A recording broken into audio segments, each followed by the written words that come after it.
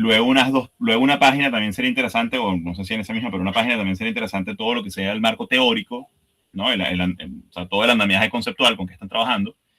Y luego unas 2 páginas de desarrollo, ¿no? De todos modos, para los que se acaban de conectar, esto se los envío al grupo, pero nuevamente estamos trabajando con un ensayo de máximo unas 5 páginas.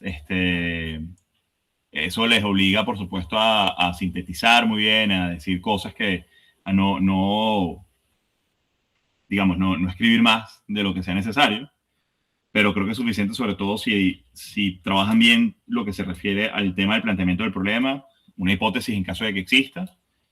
Eh, Como les digo, los 5 páginas son una recomendación, que son máximo 5 páginas. Si ustedes sienten la necesidad de que, digamos, sienten que deben extenderse por alguna razón, 1 o 2 páginas más, pueden hacerlo, sobre todo si quieren hacerlo, este ensayo quieren convertirlo en una suerte también digamos, parte de su trabajo final.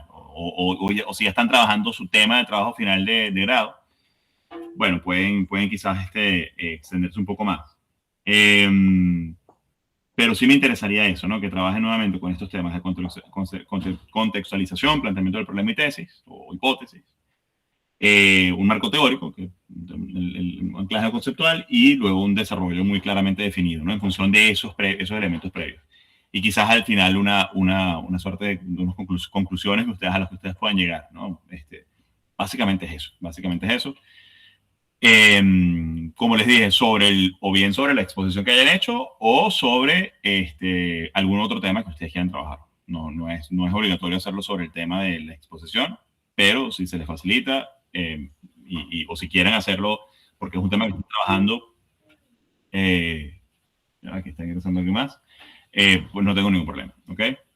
Y bueno, y con respecto a las exposiciones, que se siguen conectando algunas personas que creo que no estuvieron la semana pasada, o no los tengo por lo menos anotados acá. Estamos ya definiendo los días de las exposiciones.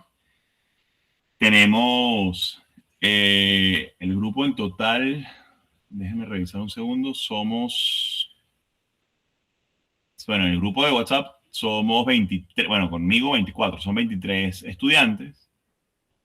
Y tengo en este momento 23, 1, 2, 3, 4, 5, 6, 7, 8, 9, 10, 11, 12, 13, 14. Todavía me faltan casi unos 9 estudiantes que, por decirme cuándo quisieran exponer. No tienen que hacerlo en este momento, pero sí sería bueno que lo hagan ya en lo que queda de semana. Les pondría como fecha límite hasta este viernes, de modo que la semana que viene ya sepamos exactamente cuándo expone cada quien y podamos definir cuál va a ser la sesión o las sesiones, probablemente sean 2, en formato presencial. Quizás para las sesiones presenciales podemos dedicarle un poco más de tiempo a las exposiciones, porque bueno, es el esfuerzo de que ustedes fueron hasta la universidad, etcétera, pero eso hay que definirlo luego. Creo que alguien iba a decir algo. Sí, profe, una pregunta. Cuéntame. ¿Podría repetir como lo que estaba diciendo que venía a llevar el ensayo? Sí, claro. Como les dije, la recomendación, mi idea siempre, o sea, hemos solido trabajar siempre en el seminario con unas 5 páginas como límite, pero no quiero tampoco constreñirlos a esas 5 páginas. Pueden ser unas 2 páginas más también, no pasa nada. Me interesa sí que trabajen, que yo vea muy claramente en una página o en 2 páginas quizás, lo que sea la contextualización en el que están trabajando el tema, el desarrollo, el planteamiento del problema, ¿no? ¿Qué es lo que están ustedes encontrando como problema sobre el cual quieren trabajar? Y en función de esto, una posible hipótesis o unas posibles hipótesis, que luego después en el desarrollo puedan de alguna manera comprobar o digamos, argumentar en esa dirección. Bueno, y un marco teórico, sobre todo si están trabajando con teorías con las que hemos trabajado. Algunas personas me han escrito o bien porque son internacionalistas y ya han visto estas teorías, digamos, las que van a ver en TRI 2, o porque han investigado al respecto y se han dado cuenta de que sus trabajos de investigación o sus temas tienen más que ver con las teorías que se van a ver en TRI 2, por ejemplo, el neorrealismo o el neoliberalismo, pueden hacerlo, no hay ningún problema. Pero sí es importante que manejen un poco el tema de ese anclaje conceptual, ¿okay? Que me digan, bueno, estoy trabajando esta teoría, o digamos, este tema, desde la teoría X, ¿no? La que ustedes quieran usar como como herramienta para poder desarrollar el trabajo. Y luego unas 3 páginas sobre el desarrollo del tema para tener una última página quizás con conclusiones a las que ustedes hayan llegado. ¿Okay? No es nada demasiado, como les digo, por la propia extensión del trabajo, que es un trabajo corto, relativamente corto, traten de ser lo más precisos posible, ¿no? En cada cosa que van desarrollando. Traten de que cada línea y cada párrafo tengan mucha sustancia en cuanto a y tengan cuidado, aunque esto no es una tesis doctoral ni nada por el estilo, en el sentido de que pueden atreverse a decir cosas también pero traten de, por el mismo valor que pueda tener luego para ustedes, ¿no? Para la investigación que ustedes puedan seguir haciendo en el transcurso de la maestría, traten de que las aseveraciones a las que puedan llegar o los postulados bueno, por supuesto, bibliografía, notas, eso no lo había mencionado antes, que respalden lo que están diciendo de alguna manera, ¿ok? Eso es importante. Sería buenísimo en la medida de lo posible que ustedes puedan de alguna forma también mencionar algunas de las cosas que hemos trabajado, pero como les digo, hay muchos de los temas que ustedes quieren trabajar no voy a decir que sean inaccesibles, pero son difíciles digamos, de aproximarse a ellos desde las teorías que hemos trabajado en Tribuno, ¿no? Fundamentalmente en el primero y el segundo debate. Entonces, yo entiendo que puedan requerir quizás otro tipo de marcos teóricos, de marcos conceptuales que les permitan mejores herramientas. Y eso es por completo comprensible. Básicamente eso. De todos modos, ahorita Pablo se acaba de conectar, estaba pidiéndoles disculpas, pero a ti expresamente, Pablo, porque tú fuiste el que me escribió para pedirme las instrucciones, las indicaciones del trabajo. Y bueno, estamos conversando un poco de eso. Se los mando apenas, de todos modos, se los mando apenas terminemos, porque sé que no va a estar conectado todo el mundo, así que me interesa que tengan toda la información. Así como los días, las personas que tengo ya anotadas para los días de exposición y los días que están quedando todavía como bastante libres. En este momento, el 22 de julio, está quedando, como les decía, solamente está Williams Castellano ese día anotado, mientras que el 29 el último día tengo un montón de gente, entonces no hay ningún problema, pero va a llegar un momento que el 29 se llenará. Insisto, dependiendo de los tiempos, yo calculo que van a ser unos 15, 20 minutos por exposición,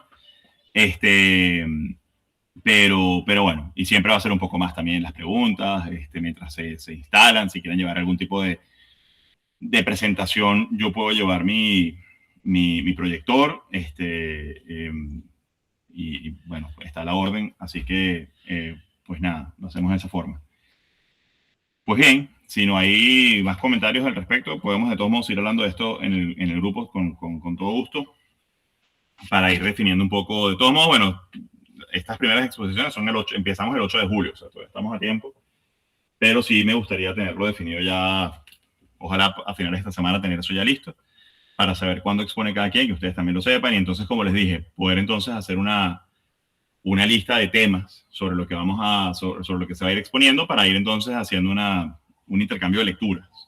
Cualquier cosa que ustedes consigan sobre las lecturas o sobre los temas que otras personas van a exponer o que ustedes mismos quieran compartir, convirtamos el grupo precisamente en eso, ¿no? En un sitio de intercambio, como lo hicieron hace unas pocas semanas con libros incluso, en este caso con papers, con artículos, con estudios, etcétera, cualquier información que pueda ser útil, sientan que el grupo es de ustedes también para eso, ¿ok? Déjenme, hoy les iba a compartir una noticia, por cierto, que me pareció muy, muy, muy interesante y tiene que ver con el sistema interamericano de derechos humanos, porque la Corte no he leído bien, lo vi en el teléfono, tengo que revisar bien de qué se trata, pero entiendo que hoy la Corte notificó sobre una decisión que se remonta al 2003 con respecto a Venezuela y con respecto a unos casos de tortura por funcionarios. Incluso creo que hablan de la DICIP, no todavía ni siquiera del SEBIN, funcionarios que habían torturado a una persona que fue detenida en Altamira en el 2000, entiendo que el 2002-2003, y bueno, está haciendo la Corte Interamericana de Derechos Humanos, creo que era la Corte, no la Comisión. La Corte estaba emitiendo un comunicado al respecto, tengo que revisar, pero digo que es interesante porque de alguna forma no, completamente, eso entra dentro de lo que significan los andamiajes, los distintos andamiajes y regímenes de derechos humanos o regímenes internacionales, y en este caso de derechos humanos, que forman parte incuestionable del sistema del sistema internacional construido luego de la Segunda Guerra Mundial, que tiene como diferentes capas, ¿no? Diferentes regímenes, y entre esos el de derechos humanos, y que es un régimen además que ha sido desarrollado regionalmente. Y en el caso nuestro, en el caso latinoamericano, con bastante, y hay que decirlo, en ese sentido, la producción jurisprudencial del régimen o del sistema interamericano tiene poco que envidiarle a otros regímenes regionales de derechos humanos. Entonces, pues nada, es un hito interesante, es un hito importante, ¿okay? En ese sentido. Bien, déjenme buscar acá. Hoy vamos a compartir pantalla. Hoy, aquí. Ok, deberían estar viendo ahorita la presentación y deberían estar viéndola en este momento en pantalla completa. ¿Se ve en pantalla completa? Sí, profe, se ve. Perfecto. Bien, hoy vamos la semana pasada habíamos conversado sobre el inicio del segundo debate, o digamos, las ideas fundamentales, generales del segundo debate, que enfrenta, como ya ustedes vieron, al cientificismo y al tradicionalismo. Y hoy vamos a bajar un escalón, ¿no? En profundidad. Vamos a ir metiéndolos ya entonces cada vez más adentro de lo que significa el análisis de la política exterior, en este caso concretamente de la política exterior norteamericana, de alguna manera también soviética. Admito que en este caso concreto de este tema tiene hay una mirada muy privilegiada, por supuesto, de los Estados Unidos. Sería interesante poder ver esto desde la perspectiva soviética, pero bueno, por la misma naturaleza soviética no democrática y poco transparente, opaca, etcétera, no hay, digamos, facilidad de acceso a tantas cosas como lo que pueda existir en el caso de los Estados Unidos, y al mismo tiempo, bueno, la cercanía también, digamos, no sé si civilizacional, ideológica, lo que sea, hace que tengamos siempre como esa mirada un poco, en un caso eurocéntrica, y a veces en este caso muy anglocéntrica en el sentido de los Estados Unidos. Pero si quieren, a quien le interese aproximarse a la mirada digamos, al pensamiento soviético, aunque también desde el mundo de los Estados Unidos, o sea, desde un norteamericano, les recomiendo a George Kennan. George Kennan es un tipo muy interesante, era un diplomático norteamericano en la Unión Soviética, era un rusólogo, ¿no? Una persona que estaba muy involucrada en lo que significaba el estudio de la política exterior soviética. Y no solamente desde los outputs políticos, que es lo que quizás pudieran ver desde el Pentágono, desde el Departamento de Defensa o la Casa Blanca, sino que lo hacía tratando de comprender lo que significaba la mentalidad, la idiosincrasia rusa, que era precisamente digamos, la fábrica de esa política exterior soviética. Entonces, me parece que es un comentario que se merece esta presentación, porque va a ser una mirada, como les digo, absolutamente desbalanceada, ¿no? del asunto. Pero bueno, es lo que se viene haciendo cuando se estudia este tema, fundamentalmente, de los procesos de toma de decisiones desde la perspectiva de Graham Allison, que es el autor que desarrolla esta tesis, digamos, de los tres modelos, en el libro que yo les comenté en la clase pasada, uno de los tantos que estuvimos viendo en la presentación del segundo debate. Este es uno de ellos, ¿no? La esencia de la decisión se llama el libro. Yo lo tengo en inglés para quien le quiera sacar fotos o escanear, lo que sea.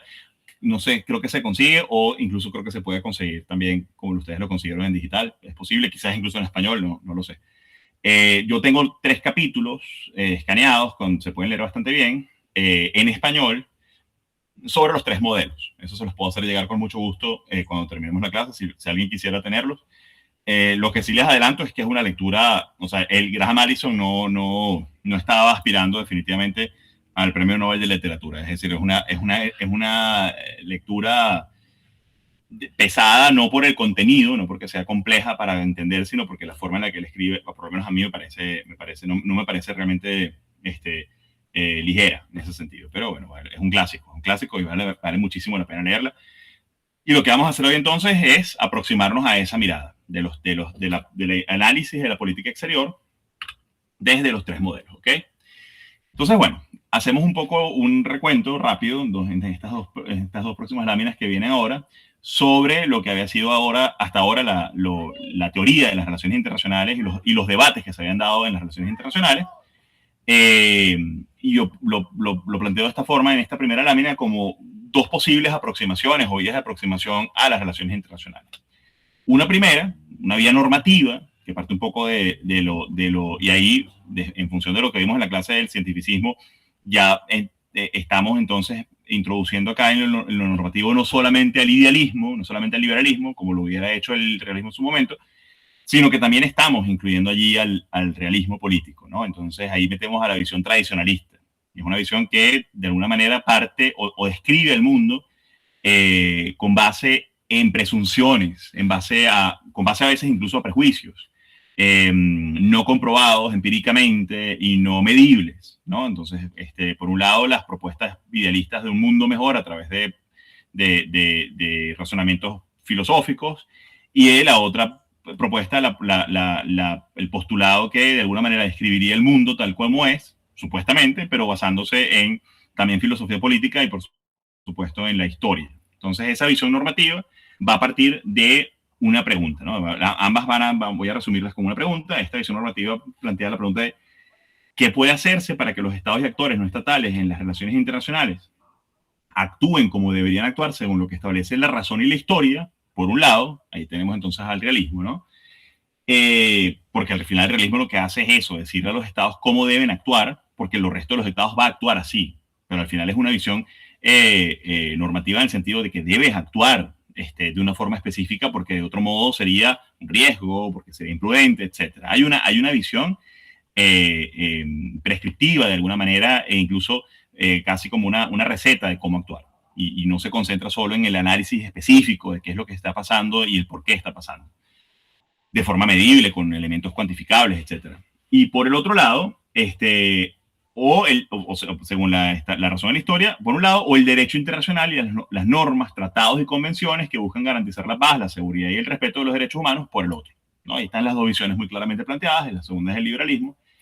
Y vamos a tener entonces una visión cientificista dentro de la que vamos a incluir esta clase que vamos a ver hoy. Este autor que vamos a ver hoy, Graham Allison, aunque es fundamentalmente realista, es un autor que viene de la escuela realista, va sin embargo a, de alguna forma, atraer a la disciplina estos mecanismos de análisis que van a identificar o que van a señalar la insuficiencia que ha tenido hasta ahora, según él, el análisis de la política exterior, al concentrarse solamente en el comportamiento del Estado. Entonces esa visión va a plantearse una pregunta muy sencilla, que es cómo explicar el comportamiento. Fíjense que ya no es cómo hacer que los estados actúen o deberían actuar, ese deberían es clave, esa conjugación del verbo. En este caso es cómo explicar el comportamiento de los estados y actores no estatales en las relaciones internacionales. Listo, punto. No hay mucho más, no hay mucho más adorno. Es cómo lo explicamos, lo que ocurre, no cómo deberían actuar, no. Por cómo están actuando y cómo lo podemos explicar, de modo que nos permita también prescribir o, digamos, de alguna forma predecir cómo van a actuar en el futuro. Entonces, bueno, un poco esto más, el cientificismo, mientras el realismo clásico basa sus teorías en el empirismo no matemático, es decir, simplemente una deducción de la historia. Hay corrientes que a partir de la Guerra de Corea, fundamentalmente, básicamente en el marco de la Guerra Fría, empiezan a buscar métodos más científicos, ¿no? Y esa búsqueda de lo más científico va luego a profundizarse todavía más cuando llega el neorrealismo, cuando llegue Kenneth Waltz con su intención de dar más carácter científico todavía al realismo, a un realismo que según él habría sido muy precario en esa búsqueda de hacer ciencia, para interpretar las acciones de los estados. El llamado cientificismo, entonces, hace uso de ciertas herramientas de análisis propias de ciencias naturales, como las estadísticas, la racionalidad económica que se utiliza ahora, para crear unas teorías, etc. Déjenme, ya está ingresando a alguien, voy a salir. Ya, la última vez lo logré hacer de este modo, creo que funcionó. ¿Se sigue viendo la pantalla? Sí, profe, sí se sigue viendo. Excelente, entonces es así que debo hacerlo, minimizando acá y no cerrando el otro lado, ¿ok? Bien, entonces, este es el señor Allison, con el que vamos a revisar un poco hoy qué fue lo que pasó en esa crisis de los misiles. Fíjense, la obra de Graham Allison sobre el proceso de toma de decisiones, no es la única obra, pero en este caso concreto de la toma de decisiones, será una obra que abre un importante camino a la reflexión ordenada y sistemática sobre este proceso y la dinámica sobre los actores internacionales. Su estudio va a partir de una pregunta que para él, o digamos que él echaba de menos dentro del análisis internacional, ¿ok? Porque él, digamos, llega a la conclusión de que son esas decisiones de política exterior las que al final terminan teniendo unas consecuencias tremendas que son capaces, en un contexto como el de la Guerra Fría, de incluso generar la destrucción completa de cualquier Estado involucrado. Entonces él dice, bueno, si estas decisiones tienen un carácter de tal magnitud, o sea, si las decisiones de carácter internacional, de política exterior, tienen esa capacidad de impactar, bueno, vamos a estudiar entonces este proceso, ¿no? Cómo se da para poder entonces de alguna forma por lo menos comprenderlo y de alguna manera también en el mejor de los casos, sospechar e incluso predecir cómo van a actuar los estados. Entonces, él va a usar como caso concreto la crisis de los misiles del 62. ¿Okay? Él va a decir, bueno, esta crisis de los misiles, que estuvo a punto de llevar al mundo a una confrontación nuclear, es un elemento que nos da, o es un fenómeno, una situación que nos da unas herramientas o unos inputs importantísimos para poder analizar y pensar seriamente sobre el cómo se producen estas decisiones. Y él va a partir en función de esto de 3 proposiciones. ¿Okay? Cuando él se comienza a reflexionar sobre esto, parte de 3 proposiciones y la última va a ser una suerte de conclusión, ¿no? Y de ahí va a construir entonces los modelos con los que vamos a trabajar. La primera proposición dice lo siguiente: los analistas piensan los problemas de política exterior y militar a partir de los modelos conceptuales en gran parte implícitos, es decir, a veces ni siquiera están conscientes totalmente de ello, pero con consecuencias importantes para el contenido de sus afirmaciones. ¿Okay? Y eso tiene que ver con el hecho de que sean modelos implícitos, tiene que ver con el hecho de que precisamente carecen de la naturaleza científica y la necesidad de poder tener elementos que sean cuantificables, que los verifiquen, ¿no? que les den la robustez necesaria como para poder convertirse en modelos con los cuales podemos trabajar realmente. La segunda proposición, va a decir él, la mayoría de los analistas explican y predicen, porque se atreven a predecir, Morgenthau sobre todo, en el realismo clásico sobre todo, la conducta de los gobiernos nacionales en términos de un modelo conceptual básico, denominado aquí modelo de política racional o modelo 1. Eso que ha venido haciéndose entonces, sobre todo desde el realismo, porque bueno, al final el liberalismo tuvo poco que decir porque en términos concretos, materiales, pareciera haber sido, entre comillas, muchas comillas, derrotado por el realismo clásico, dadas las realidades concretas que se dieron después del 39 y en adelante. Eso que donde él va a poner el foco, Allison, va a ser precisamente en la forma de explicar e incluso predecir que va a tener el realismo, el tradicionalismo, concretamente el realismo clásico. Y a eso lo va a llamar modelo de política racional o modelo 1. Vamos a trabajar con 3 modelos: modelo 1, modelo 2, modelo 3, y el modelo 1 va a ser el modelo de política racional. La proposición 3, que es lo que le va a dar la carne a este planteamiento de Graham Allison y por lo cual lo hace valioso para que lo conversemos hoy, la proposición número 3 es la siguiente: es que básicamente lo que va a decir es, aquí faltan cosas, ¿okay? Aquí faltan posibilidades que nos permitan de alguna manera profundizar, ir más hacia adentro, hacia el fondo de lo que es realmente el proceso de toma de decisión, porque no es tan simple, no es tan básico. Fíjense cómo lo dice, ¿no? Son modelos conceptuales básicos. Un modelo racional basado en la naturaleza humana, en la búsqueda del poder, el interés nacional. Es un actor que decide, además es un actor unitario, un actor racional, el Estado, que decide en función de sus propios intereses. Y él empieza a percibir que ahí faltan elementos. Y sobre todo a la luz de la experiencia, sobre todo a la luz de lo que sucede y lo que ha venido sucediendo en el análisis de política exterior en los Estados Unidos concretamente, que es muchísimo más complejo que esto. Y entonces él va a proponer estos 2 modelos. Un modelo que va a llamar de proceso organizacional, modelo 2, y un proceso de política burocrática que va a llamar modelo 3. Y eso es lo que vamos a ver hoy, ¿ok?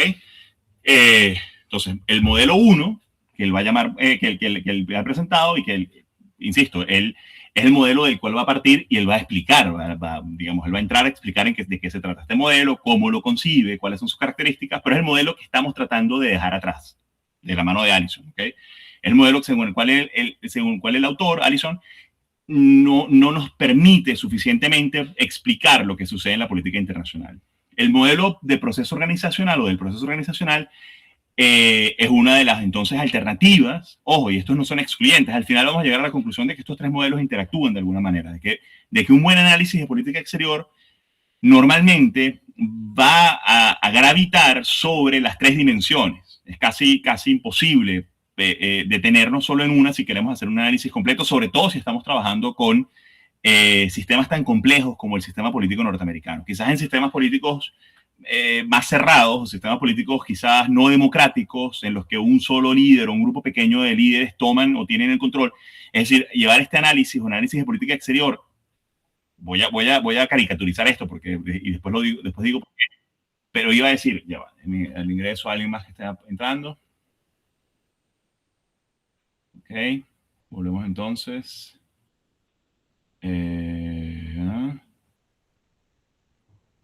No, esto no es.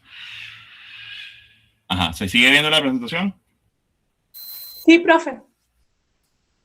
Perfecto. Entonces, les iba a decir que analizar un caso de política exterior de Corea del Norte, y por eso decía, voy a caricaturizar esto porque tampoco es totalmente cierto lo que voy a decir, pero para que ustedes puedan entender la dónde quiero llegar, casi nos permite realmente pensar en un modelo de actor racional unitario, porque lo que nosotros vamos a ver hoy que está presente en los procesos organizacionales y política burocrática no está tan presente en un caso como el de Norcorea. Es decir, estos modelos después nos vamos a dar cuenta, y eso es parte también del cientificismo o de las debilidades del cientificismo, que al final van a ser modelos que no son aplicables a todas las realidades específicas. Es una interpretación que va, o digamos, una propuesta o una caja de herramientas teórica y práctica que surge desde los Estados Unidos y en función de la política de los Estados Unidos. Una política, como les digo, sumamente compleja y que se va, o que va a servir, digamos, de imagen original a esta imagen proyectada que van a ser los tres modelos con los que estamos trabajando.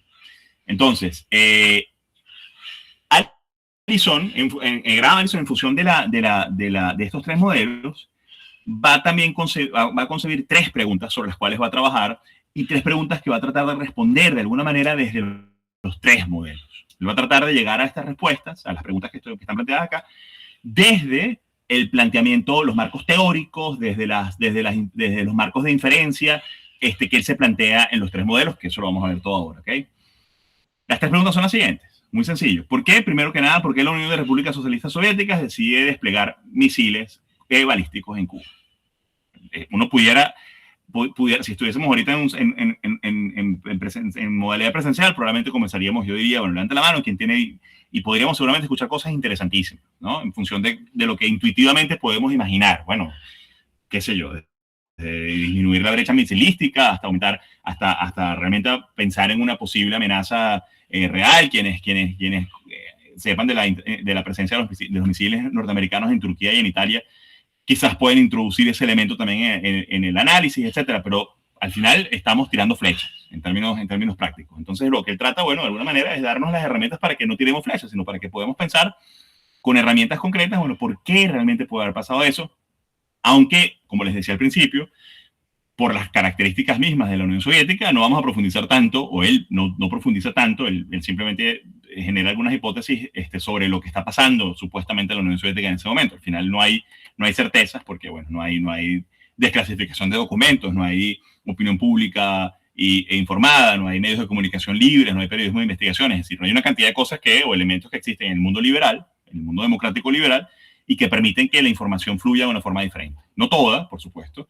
No es que no exista contrainteligencia, no es que no exista información, digamos, de alguna manera, o intento de generar cierto tipo de opacidad, pero es más difícil, ¿ok? Los caminos son más complicados para ese tipo de actividades, de prácticas políticas. La segunda pregunta, bueno, ¿por qué los Estados Unidos decidieron responder del modo en el que lo hicieron? Quienes todavía no sepan de qué se trata o cómo termina esto, entonces me gusta porque, bueno, no hay el spoiler de qué fue lo que pasó finalmente, pero obviamente los Estados Unidos tienen una respuesta y aquí la pregunta sería, bueno, ¿cuáles son las alternativas para esa respuesta? ¿Cómo se van a llevar a cabo las posibles construcciones de esa respuesta? No es una sola respuesta la posible, no es un solo escenario el posible, sino que son múltiples y el cómo se construyen esos múltiples escenarios, esas múltiples respuestas van a tener que ver con los tres modelos distintos que está proponiendo Harrison. Y la última pregunta con la que él va a trabajar es por qué la Unión Soviética decide retirar sus misiles de Cuba. Y si hay una suerte de spoiler, ya saben entonces que la Unión Soviética decide retirar al final o termina retirando sus misiles. Un poco sobre la crisis, muy rápidamente. Esto comienza el 14 de octubre del 62. Ustedes conocen la banda YouTube. Bueno, está llamada de esa forma por este tipo de aviones. Es un avión de reconocimiento. Un avión en un vuelo absolutamente rutinario, sobrevolando la isla de Cuba, toma fotos, ¿no? Es un avión que toma fotos a gran altura, y estas fotos son llevadas luego a los sitios en los que se analizan este tipo de fotos, Departamento de Defensa, oficinas especializadas en temas de seguridad militar, etcétera, ¿no? Departamento de inteligencia o subdepartamentos dedicados a la parte de inteligencia, lo que sea, ¿no?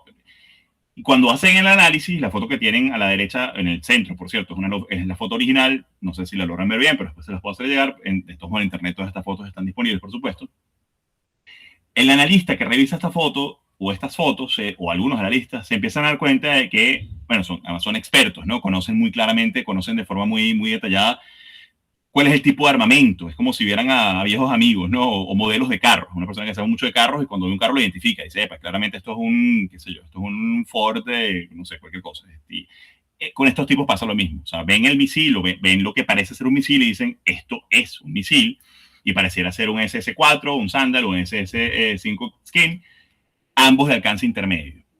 Y se despiertan las alarmas. El lunes 15 de octubre, fíjense, el día siguiente, no pasa ni siquiera el mismo día, el consejero de Seguridad Nacional, George McBundy, que está ahí Bundy McGeorge, perdón, que está ahí en la foto, es quien está con Kennedy en la foto, pero ese no es el momento probablemente en el que le dice lo que está pasando, pero le entrega a Kennedy esta información y en ese momento entonces Kennedy conforma esto que se va a conocer como el Consejo Ejecutivo de Seguridad Nacional, que vamos a ver quiénes forman parte de esto. Esto es importante también.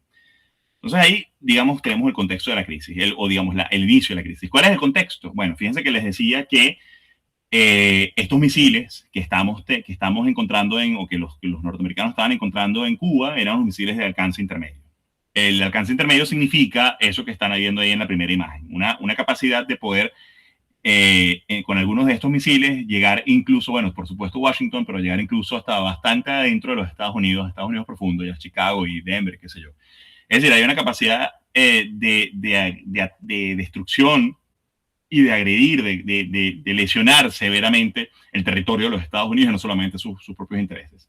Y eso, de alguna manera, bueno, se estaba dando en un contexto en el que por la normalidad del contexto era la brecha misilística entre los Estados Unidos y la Unión Soviética, muy a favor de los Estados Unidos. Fíjense que ahí dice, la Unión Soviética disponía de una razonable cantidad de misiles de alcance intermedio, pero solo unos 30 misiles balísticos intercontinentales, ¿okay? Mientras que Estados Unidos tenía unos 200 misiles intercontinentales, una inmensa diferencia, y varios de ellos operativos desde submarinos y centenares, además de alcance intermedio, desplegados de Europa Occidental y Turquía. Y falta Italia. Italia también tenía unos misiles apuntándose a la Unión Soviética. ¿Y qué es lo importante de esto, de estos misiles que están en submarinos? Bueno, que la capacidad, en la guerra, en el ataque nuclear, siempre está, digamos, el objetivo teórico, ¿no? Que es una locura en el fondo, porque al final la destrucción está prácticamente asegurada, como dice la expresión, pero el objetivo en todo caso es que tu contrario no pueda dar un segundo golpe, o no pueda golpearte de vuelta, porque el golpe de vuelta puede ser definitivo, y la posibilidad aumenta de dar ese golpe de vuelta o dar muchos golpes de vuelta, aumenta muchísimo, una relación directamente proporcional en función de cuántos misiles tienes desplegados en el resto del mundo y sobre todo en submarinos que tienen localizaciones, como ustedes saben, totalmente secretas. Entonces, esa brecha misilística era muy clara. Entonces, bueno, parece que ustedes puedan estar pensando, bueno, está muy claro, la razón por la cual la Unión Soviética despliega estos misiles es para acabar con esta brecha misilística. Fíjense, la primera reacción, y esto sale, de hecho, para que ustedes vean el nivel de transparencia de los Estados Unidos. Si ustedes buscan en internet, van a conseguir las grabaciones originales. Hay grabaciones, no todas, por supuesto, no todas han sido desclasificadas, pero alguien pudiera decir, bueno, un poco raro esto de la transparencia si estamos hablando justamente de un presidente al que no se sabe muy bien por qué murió y quién lo mató.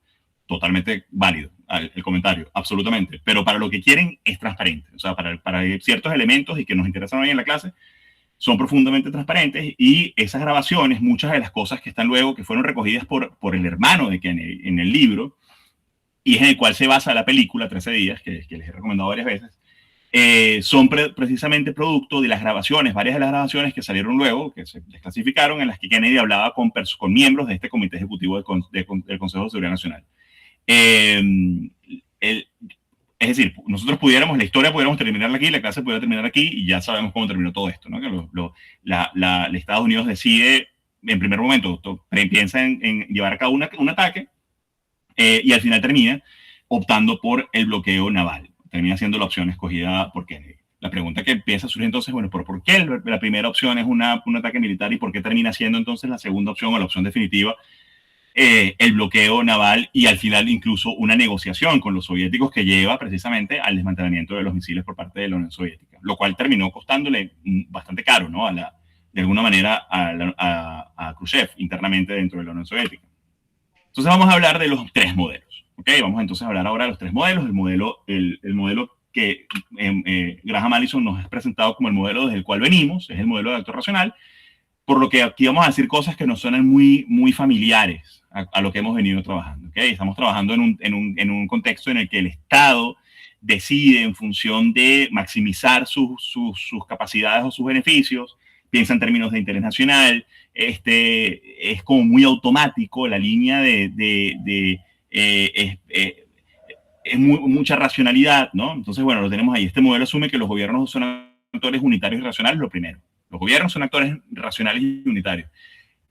Porque además, no solamente los gobiernos, ¿no? El Estado mismo es un actor unitario y racional, ¿no? Hay autores realistas que hablan de las cajas, unas bolas de billar negras que se caen, bolas de billar que se enfrentan unas a otras, ¿no? Que se golpean unas a otras. Y eso además expresa también la imposibilidad de que puedan haber conexiones entre ellas, ¿no? Conexiones reales, orgánicas entre ellas. Estos actores persiguen metas específicas, y eso va a estar medido con aquel famosísimo segundo principio de Hans Morgenthau basado en el interés nacional. No hay para dónde agarrar. Recuerden, esa es la brújula, según Morgenthau. La brújula para entender cómo los actores, los estados se mueven, es el interés nacional. No hay otra forma. Entonces, cualquier decisión que pueda tomar la Unión Soviética o Estados Unidos va a estar siempre guiada por el interés nacional, por lo cual tanto analistas como líderes mundiales tienen que tener siempre en cuenta este elemento, y así van a poder entonces llegar a una conclusión acertada, teniendo en cuenta el interés nacional como brújula. Las acciones son calculadas, además, ¿no? Son absolutamente calculadas, y las cuestiones estratégicas ocupan el centro de las preocupaciones. Todo es un pensamiento absolutamente estratégico, está guiado por un pensamiento estratégico en la maximización de los beneficios, etcétera. Porque, bueno, se lleva a cabo un constante análisis de costo-beneficio. Un análisis racional. O sea, fíjense todo cómo se configura, y ahí venimos, fundamentalmente de ahí venimos. El pensamiento racional realista clásico lo piensa de esta forma. Los gobiernos esperan seleccionar la mejor alternativa entre las opciones presentes, y eso parte además de una premisa, bueno, que sabemos, y todos quienes han formado parte en algún momento de gobierno o han trabajado con quienes han formado parte de gobierno, una premisa que es falsa, y es que quien gobierna, lamentablemente, nunca tiene toda la información. Y además esa información va a ser filtrada por diferentes filtros, vamos a decirlo de esa forma, que van a ser sus propios funcionarios, gente de su propio entorno, por múltiples razones, pero ya me estoy adelantando porque eso es lo que vamos a trabajar con los próximos modelos, pero también por sus propios prejuicios. El mandatario, como cualquier ser humano, tiene prejuicios, tiene ideas preconcebidas que no han pasado siempre el filtro más racional y puro del análisis de cada uno de los elementos, sino que lo analiza siempre algunas cosas desde sus propios prejuicios, y es muy difícil no hacerlo. Sería inhumano no hacerlo. La unidad básica de análisis de la política como elección racional, bueno, los sucesos en asuntos exteriores son entendidos como acciones elegidas por la nación o por el gobierno nacional. Es decir, cada cosa que ocurre, cada acto político, cada output que vamos a medir como política exterior, es algo que ha sido decidido, ¿ok? Y esto es uno de los elementos más complicados a la hora quienes se dedican al análisis de política exterior, que es una subdisciplina de las relaciones internacionales, tienen siempre el desafío de analizar silencios a veces en la política internacional. Es decir, inacciones, que por supuesto son acciones. No hacer algo también es hacer algo. No responder también es responder de alguna manera. Lo que no sabemos es qué hay detrás. Es decir, cosas o peor todavía, Eh, por ejemplo, les pongo un caso muy concreto de análisis de política exterior que también tiene que ver con la Guerra Fría y cómo, para que ustedes vean cómo esto de las acciones elegidas a veces son entendidas como, o sea, que cada suceso en política exterior es entendido como una acción elegida, por lo cual hay que buscarle la racionalidad.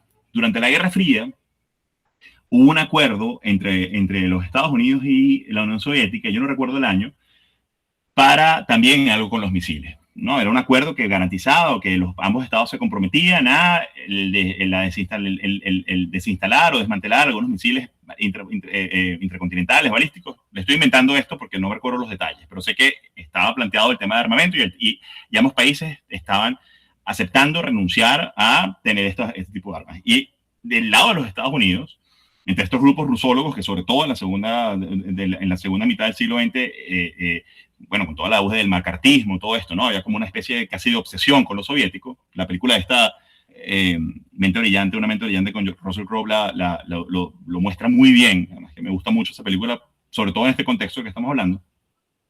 Empiezan a analizar el por qué la Unión Soviética había aceptado hacer esto. ¿Por qué? ¿Por qué lo aceptan? Es algo que reduce sus capacidades, que, bueno, cuando cae la Unión Soviética, muchísimos años después se descubre que los soviéticos habían aceptado hacerlo, pero nunca lo hicieron. Es decir, lo que parecía ser un acto de política exterior, lo que parecía ser un acto de buena fe, en este caso, ¿no? Entre comillas buena fe, al final era imposible ser analizado o imposible de caer dentro del análisis porque no había ocurrido ni siquiera realmente. Entonces, eso para que ustedes puedan comprender y ver ya desde este momento las debilidades tremendas que tiene el marco conceptual del modelo del actor racional. Las soluciones, entre comillas, a problemas estratégicos, y pongo los subrayos estratégicos y cursivas, porque es lo que caracteriza, digamos, a los problemas dentro de este modelo, son las categorías fundamentales que permiten al analista percibir el hecho que requiere explicación. Entonces, el paradigma de la política racional tiene estos 4 elementos que son muy, muy fundamentales, ¿no? O sea, todos la tienen, pero esto lo definen de una manera muy específica. En cuanto a las metas y objetivos, la seguridad nacional y los intereses nacionales, ¿ok? Aquí no hay, y son las metas estratégicas. Aquí no hay para dónde agarrar porque al final estamos viviendo del realismo político. En cuanto a las opciones, bueno, los distintos cursos de acción que se consideren pertinentes para abordar un problema estratégico configuran la gama de opciones. Son los cursos de acción para abordar el problema estratégico. No hay otro problema. El problema es estratégico y es el problema del Estado. No hay otro problema. Después veremos que en la política real hay otros problemas. No sé si eso es bueno o es malo, pero hay otros problemas. No todos son problemas estratégicos del Estado, del actor racional unitario. Las consecuencias. Bueno, la aprobación de cada alternativa desencadenará una serie de consecuencias. Las consecuencias importantes conllevan beneficios y costos respecto a las metas y objetivos, de nuevo, estratégicos. Y en cuanto a la elección es racional y busca maximizar siempre los valores, incrementar el poder, mantenerlo, etc. El agente racional va a escoger la alternativa de acción cuyas consecuencias favorecen sus metas y objetivos. De nuevo, no solamente pone de nuestro lado, como actores, como actores políticos en un momento determinado, pensar en cuáles son esas metas y objetivos que favorecen y maximizan los valores de nuestro Estado, sino que nos van a obligar a ver siempre las acciones del otro como acciones que efectivamente de alguna manera u otra están maximizando los valores. Y si a priori, a primera vista no lo muestran, bueno, nos meten en un paquete porque tenemos que desesperadamente encontrar dónde está la maximización de valores en esa respuesta que están dando, en ese output, en esa política exterior que están llevando a cabo. Y si no lo encontramos es porque probablemente lo estamos analizando mal. Y la verdad es que no. La verdad es que la respuesta va a estar en los próximos modelos, de alguna u otra manera. Graham Allison va, en los 3 modelos, él va a construir lo que él llama un patrón de dominante de inferencia. Y esto viene de inferir. Viene de, básicamente, decir, dependiendo con cuál modelo estamos analizando el hecho, que si ocurre un hecho, en este caso, desde el modelo del actor racional, si ocurre un hecho, va a responder, ese hecho responde a una serie de premisas que deben estar ahí presentes. Insisto, dependiendo del modelo en el que estemos trabajando. En el modelo de actor racional, el patrón dominante de inferencia es el siguiente. Este paradigma conduce a un esquema de inferencia como base analítica y punto de partida explicativo. Si una nación lleva a cabo una acción determinada, eso es según este modelo de inferencia, es porque debe haber tenido fines para cuya realización la acción representa el medio óptimo. Fíjense, lo que de alguna manera está implícito en esto. Está implícito el hecho de que estamos asumiendo que hubo un análisis racional y de maximización de valores por parte del otro actor que llevó a ese actor a darse cuenta, a descubrir que esa acción que está llevando a cabo representa el medio óptimo. ¿Okay? Con este punto de partida, el ministerio se aclara al revelar el esquema intencional subyacente en el cual el suceso en cuestión es visto como un medio maximizador de valores. Eso es muy sencillo, pero es lo que, según Allison, se propone como patrón dominante de inferencia bajo el modelo de actor racional y coincide plenamente con lo que ha sido hasta ahora, o lo que han sido hasta ahora las premisas del realismo clásico. ¿A qué llegamos con el corolario, digamos, como punto de llegadero del modelo 1? Y es que los sucesos importantes en política exterior tienen causas importantes y, bueno, y tienen objetivos importantes, estratégicos además. Por ejemplo, que organizaciones monolíticas llevan a cabo grandes acciones por grandes razones. Este juicio se debe equilibrar con la apreciación de que las entidades monolíticas son cajas negras, ¿no? Es un poco la idea de que los estados son cajas negras monolíticas, además, en las que no se puede penetrar y en las que no hay forma de que haya divergencias internas, porque eso debilitaría, que tienen diferentes mecanismos en una estructura de toma de decisiones altamente diferenciada y que las grandes acciones son la consecuencia de innumerables acciones pequeñas, frecuentemente en conflicto, efectuadas por individuos ubicados en distintos niveles de sus organizaciones burocráticas con diversas, aquí empiezan a abrirse la puerta ya a los próximos dos modelos, con diversas concepciones solo parcialmente compatibles acerca de los objetivos nacionales, los objetivos organizacionales y los objetivos políticos. ¿Okay? Es un poco la intención de Allison, equilibrar esa apreciación de que las grandes acciones, de que las cajas negras, etcétera, con el hecho de que, cuidado, estas cajas negras en realidad tienen mecanismos internos que van a hacer que esas cajas no sean ni tan monolíticas ni tan racionales. Ya veremos un poco sobre eso. ¿Qué pasa con respecto entonces al caso cubano? ¿Okay? ¿Cuáles pueden ser, digamos, la perspectiva, según el análisis del modelo del actor racional, la perspectiva soviética a la hora de instalar estos misiles en Cuba? Bueno, muy, como lo decíamos antes, hay cosas como muy elementales, ¿no? Muy sencillas. La necesidad de incorporar un nuevo elemento disuasorio a la relación asimétrica que era crítica. ¿Okay? Hay una brecha importante misilística, como les decía, y por supuesto puede existir la necesidad material concreta y muy elemental de poder, para poder de alguna manera minimizar achicar la brecha que existe. El despliegue de misiles balísticos en Cuba, alcance intermedio, puede facilitar alcanzar esa nueva relación y basados en la experiencia de la invasión fallida de Bahía de Cochinos, recuerden que acaba de pasar un año antes de Bahía de Cochinos, puede esperarse que los Estados Unidos no respondan con la fuerza y además sean disuadidos ante los misiles operativos. Un poco las premisas desde las cuales se puede pensar desde este modelo que estaba tomando la decisión la Unión Soviética de instalar estos misiles, que ya después veremos un poco más en los detalles, ¿no? Cómo se instalan, y porque sobre todo a la luz de otros modelos van a surgir más preguntas, sobre todo preguntas que tienen que ver con las formas en las que fueron instalados y que llevaron a que fuesen descubiertos de forma tan sencilla, porque quizás hay algunos de ustedes están preguntándose, bueno, pero cómo esas fotos parecían tener, que los misiles estaban como a plena luz, ¿no? O sea, ni siquiera disimulados, estaban allí simplemente, y efectivamente así era. Y Allison va a dar una respuesta, desde uno de sus modelos, va a dar una respuesta para esto. Alternativas para los Estados Unidos, desde el punto de vista del modelo actor racional. Bueno, fíjense, sería interesante en clase presencial preguntar, bueno, ¿cuáles son las opciones? Y ver si alguien llega a la conclusión de que efectivamente una de las opciones es no hacer nada. Perfectamente pudiera haber sido, porque bueno, como le decíamos acá, ya la Unión Soviética tenía misiles capaces de alcanzar los Estados Unidos, solo que mucho menos. Y en este caso ponían misiles, bueno, el tema hemisférico, etcétera, pero ponían misiles de alcance intermedio, sí, mucho más cerca, mucho menos tiempo de alcance probablemente hasta los Estados Unidos, pero digamos, existía en teoría la opción de no hacer nada. ¿Okay? Presión diplomática va a surgir como una opción. Negociaciones secretas con Cuba, ataques aéreos a los emplazamientos de los misiles en Cuba, bloqueo naval que impidiera la llegada de más material militar. Todas esas opciones estaban planteadas de alguna forma y se fueron planteando. Ya lo vamos a ver un poco más adelante. Si luego ven la película, pueden dedicar el fin de semana para verla. Créanme que después, si no la han visto, después de haber visto de haber tenido esta conversación, les va a gustar muchísimo. Nota importante, cada alternativa es un producto generado por el actor. Esto es importantísimo. Cuando nosotros pensamos en políticas públicas, en este caso en política exterior, en ese output de política en el ámbito internacional, a veces tenemos la sensación de que las alternativas están allí y simplemente el actor tiene que tomarla de una especie de escaparate, ¿no? En el que están en cada gaveta hay opciones. Y la verdad es que no, la verdad es que las opciones todas se construyen. Y van a haber tantas opciones como tantos actores haya en la sala y como tanta capacidad de imaginación exista. Eso es clave en esto.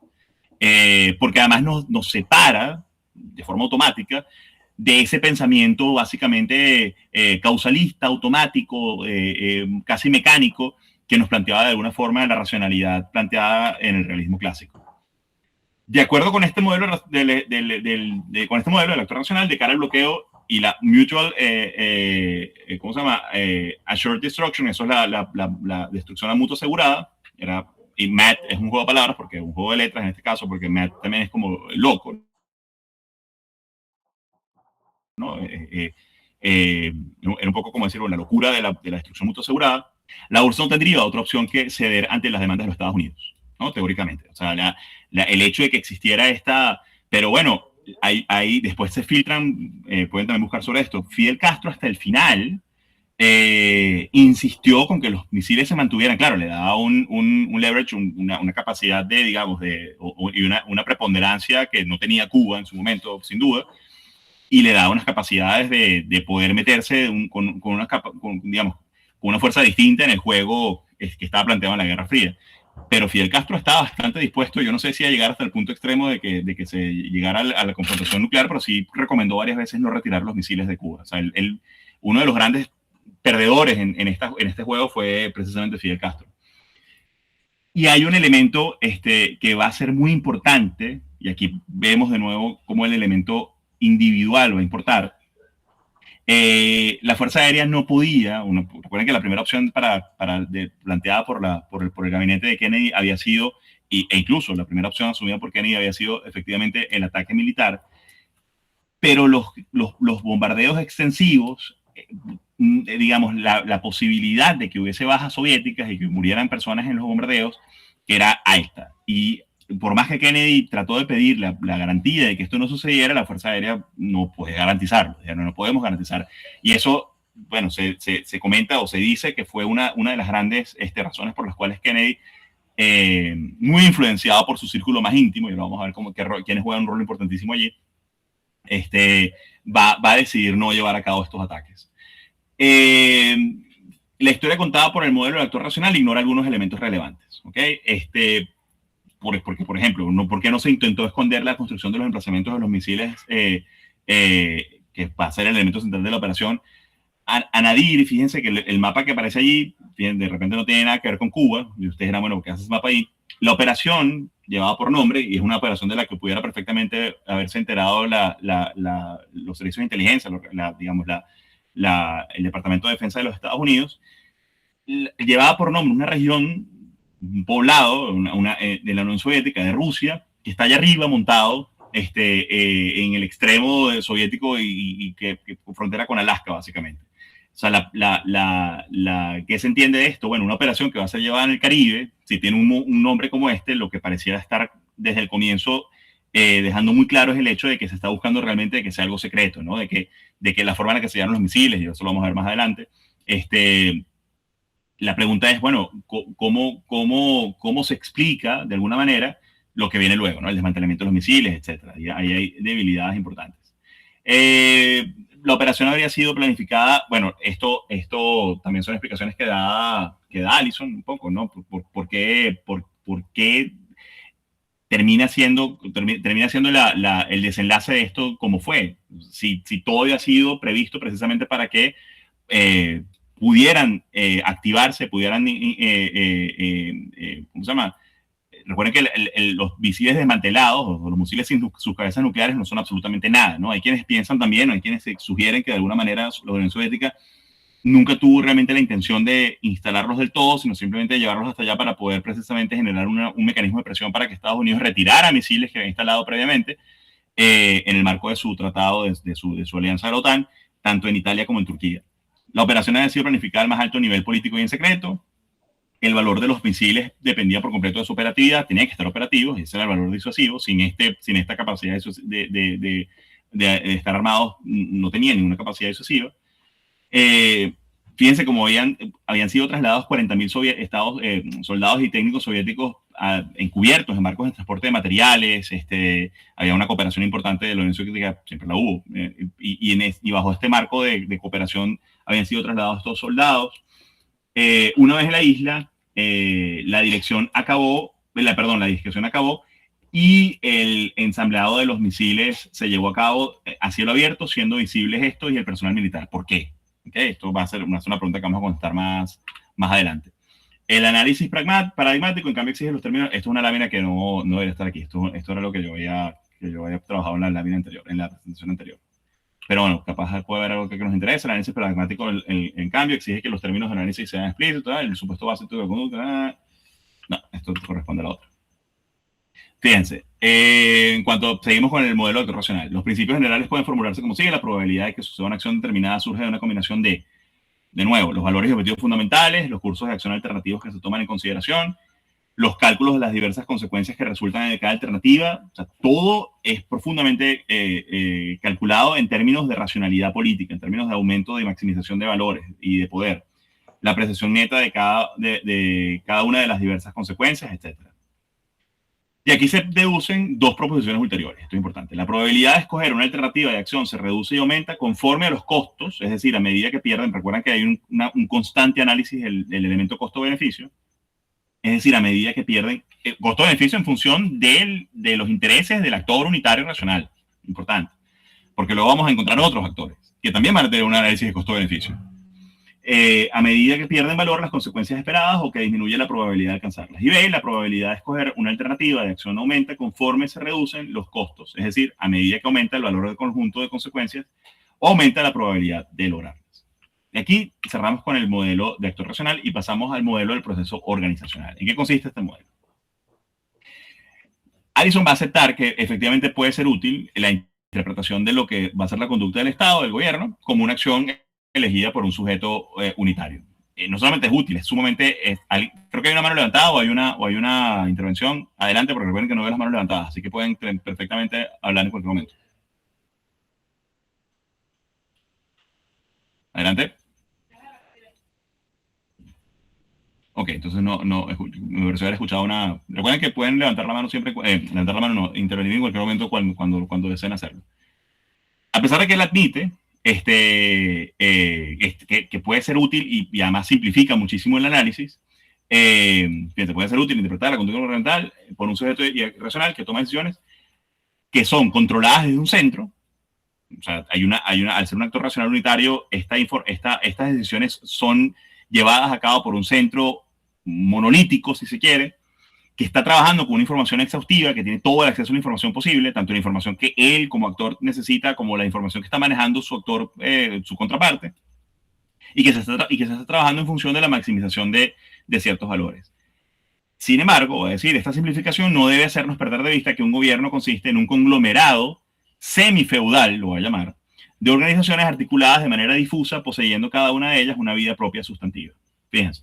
Estamos ya entrando de plano en el modelo de proceso organizacional, que es uno de los dos modelos con el que viene a complementar, no vamos a decir a desplazar o a eliminar por completo el modelo del actor racional o unitario, pero sí por lo menos a complementar y decir, oye, si queremos entender mejor la forma en la que los actores están tomando las decisiones de política exterior, tenemos que sumar estos elementos que, y por completo, ustedes van a estar todos de acuerdo, son absolutamente necesarios, sobre todo, insisto, en un modelo de política como el de Estados Unidos.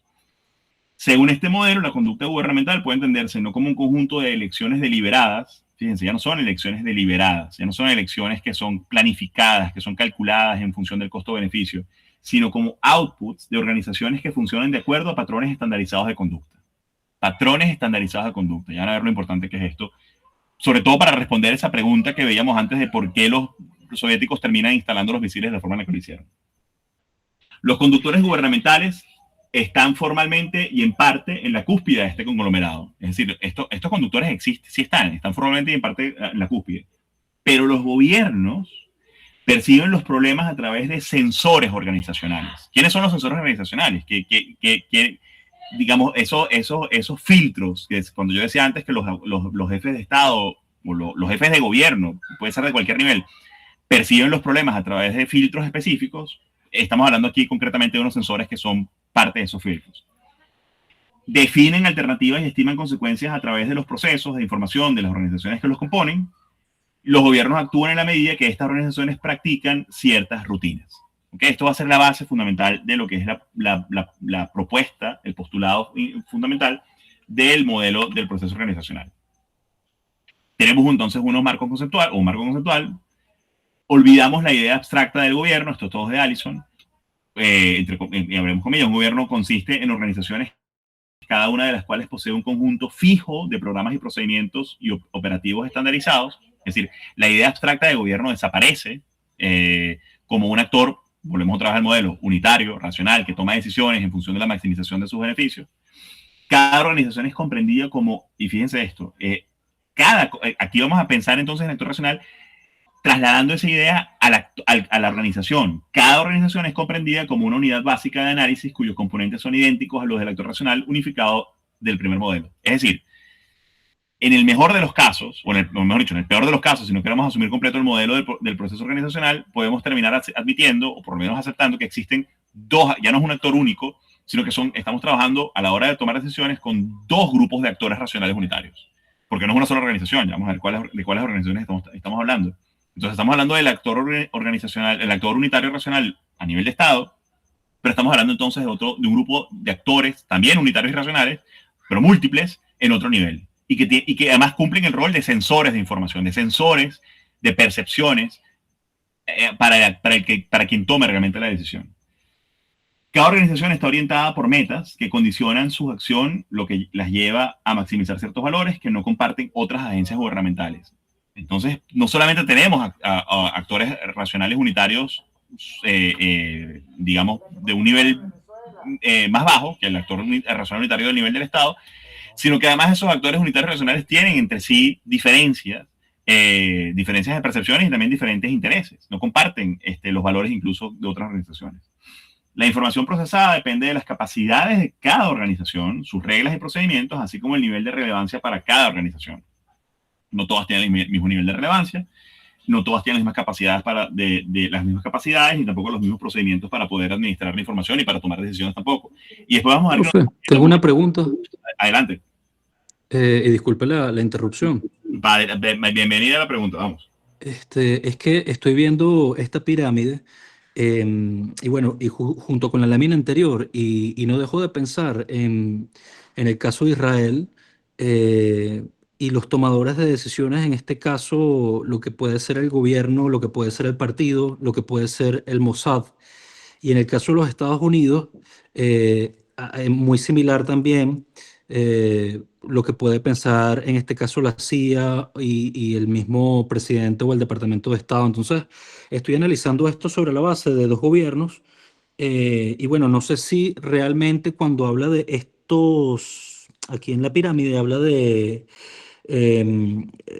o sea, otros actores, esos actores son partidos, son organizaciones como por ejemplo la CIA o el Mossad. ¿A qué se refiere específicamente con, con, con otros actores que no solamente tienen que ver en este caso con el gobierno?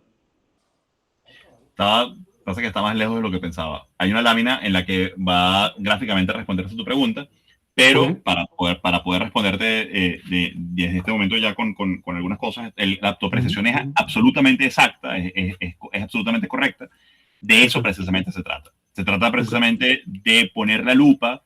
Esa caja negra ya no es una caja negra, esa caja negra va a tener cajas dentro de la caja que tienen poder, que tienen capacidad de influencia, que tienen capacidad de generar información, que tienen capacidad de filtrar y de diseñar o rediseñar la información que va a tener finalmente el tomador de decisor. Bueno, en este caso estamos concentrándonos en los Estados Unidos, el presidente quien toma finalmente la decisión.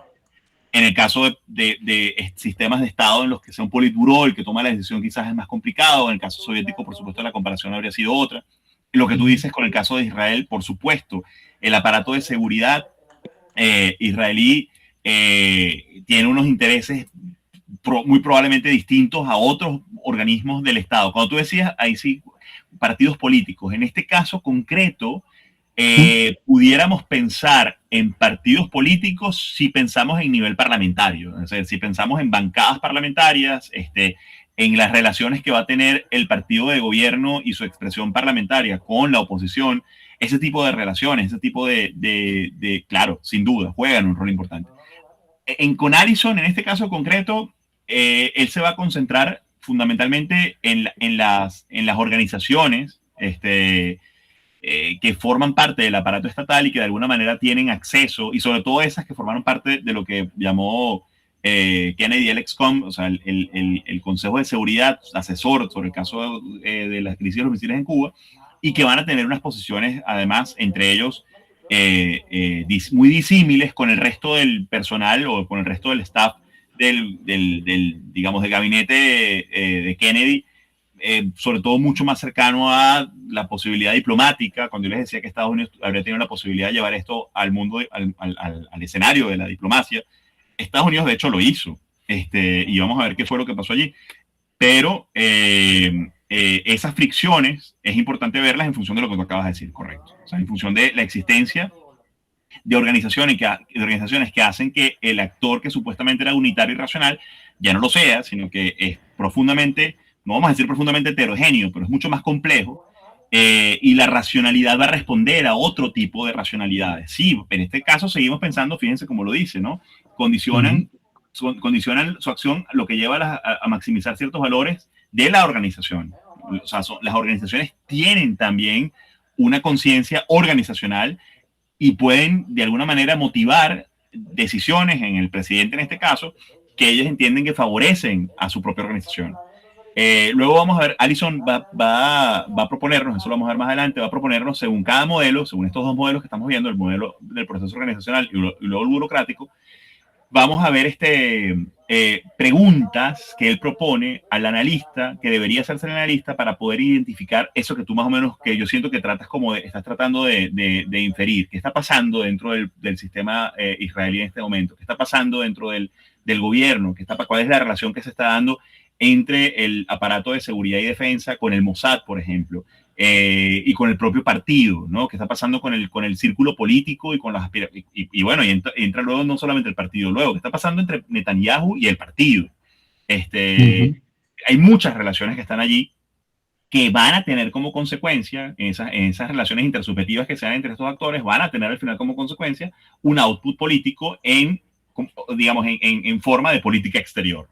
Lo que Allison nos está tratando de decir es, no podemos analizar esto ni remotamente bajo la premisa del modelo 1. El modelo 1 es absolutamente insuficiente. No es que hay que, de nuevo, desplazarlo, dejarlo por fuera, eliminarlo por completo, pero en la mayoría de los casos va a resultar muy insuficiente si no le añadimos elementos que nos traen estos modelos 2 y 3. Profe, hay una película que puede poner también este tema en perspectiva, y es Argo, la película de la crisis de los rehenes de la Embajada de los Estados Unidos en Irán. Claro, sí. Es perfecto también para analizar mucho esto. Y hay otra película, ahora se me fue el nombre también, porque cuando dijiste Argo me vino esa a la cabeza más bien, pero ya sé cuál es la que tú dices. Hay una que tiene que ver, pero tengo que revisar cómo se llamaba. ¿Cómo se llama? Son unos marines que están en un puesto avanzado, y no sé si en Alaska, y detectan un misil que, en fin, tengo que buscarlo porque no me suena que puede tener quizás también pertinencia con respecto a lo que estamos viendo. Fíjense, la caracterización gracias, Pablo, por las intervenciones. Siéntanse, no tienen ni que pedir nada. Ustedes abren el micrófono y dicen, profe, tengo algo que decir, para adelante. La caracterización de la acción gubernamental como output organizacional difiere considerablemente de la caracterización propuesta por el modelo 1, por supuesto. Obviamente, cuando el gobierno trata de cualquier problema importante, su comportamiento refleja y es el producto de varias organizaciones coordinadas parcialmente por los directivos gubernamentales. Los directivos pueden inducir, pero no controlar el comportamiento de sus organizaciones. Importante, esto viene directamente de Allison. El marco teórico con el que trabaja con este modelo, bueno, para Allison los gobiernos perciben los problemas estratégicos a través del sesgo de cada una de sus organizaciones o de las organizaciones que lo componen. Bueno, el sesgo, evidentemente, del aparato militar, cuando vean la película, en 13 días, se van a dar cuenta de lo que se recoge y esto es totalmente fidedigno, es decir, está pegado por completo a lo que ocurrió. La recomendación del sector militar es la acción militar. Sería extraño que el sector militar, no sería imposible, pero sería extraño que el sector militar no piense en implementar lo que saben hacer, ¿no? En lo que ellos sienten que puede además tener sentido. No se trata tampoco ni siquiera de un interés, no sé, maquiavélico, que hay algo detrás de todo esto. Simplemente es una cuestión muy natural. Las decisiones suelen no ser el resultado de un análisis costo-beneficio entre varias opciones, sino que tienden a ser el resultado de procedimientos estándar. Y esto es muy importante, de nuevo, cuando vayamos a responder por qué los soviéticos hacen lo que hicieron, según Allison, a la hora de instalar los misiles. Estándar, planes, rutinas, planes preexistentes. Estamos frente a una suerte de inercia institucional, y esto sí es importantísimo porque le quita por completo toda esa pretensión de atribuirle a la decisión política en materia de política exterior en todo momento una racionalidad absoluta, ¿no? Es porque, y cuando no damos con una posible causa racional, nos sentimos, bueno, estamos analizando mal, definitivamente, porque aquí tiene que haber algo detrás muy complejo. Y la verdad es que muchas veces, yo creo que sobre todo cuando se trata de situaciones de emergencia, situaciones de respuesta inmediata, las instituciones suelen entrar en una especie de visión de túnel, de respuesta automática, de responder a esos planes y preexistentes y esas rutinas prediseñadas, y no a pensar racionalmente en costo-beneficio, en ganar. Fíjense, ya que tú tocabas el caso de Israel, bueno, sería interesantísimo analizar lo que está pasando, digamos, el conflicto en Medio Oriente, desde fue el 7 de octubre, ¿no? Del ataque brutal de Hamas hacia básicamente civiles israelíes, bueno, todo el impacto que tuvo en términos de pérdidas humanas, la forma en la que asesinaron y violaron a personas, y cómo esto desencadena una serie de acciones que, bueno, desde mi perspectiva pareciera a la larga terminar siendo, desde mi perspectiva, incluso contraproducente para la propia imagen de Israel en el mundo.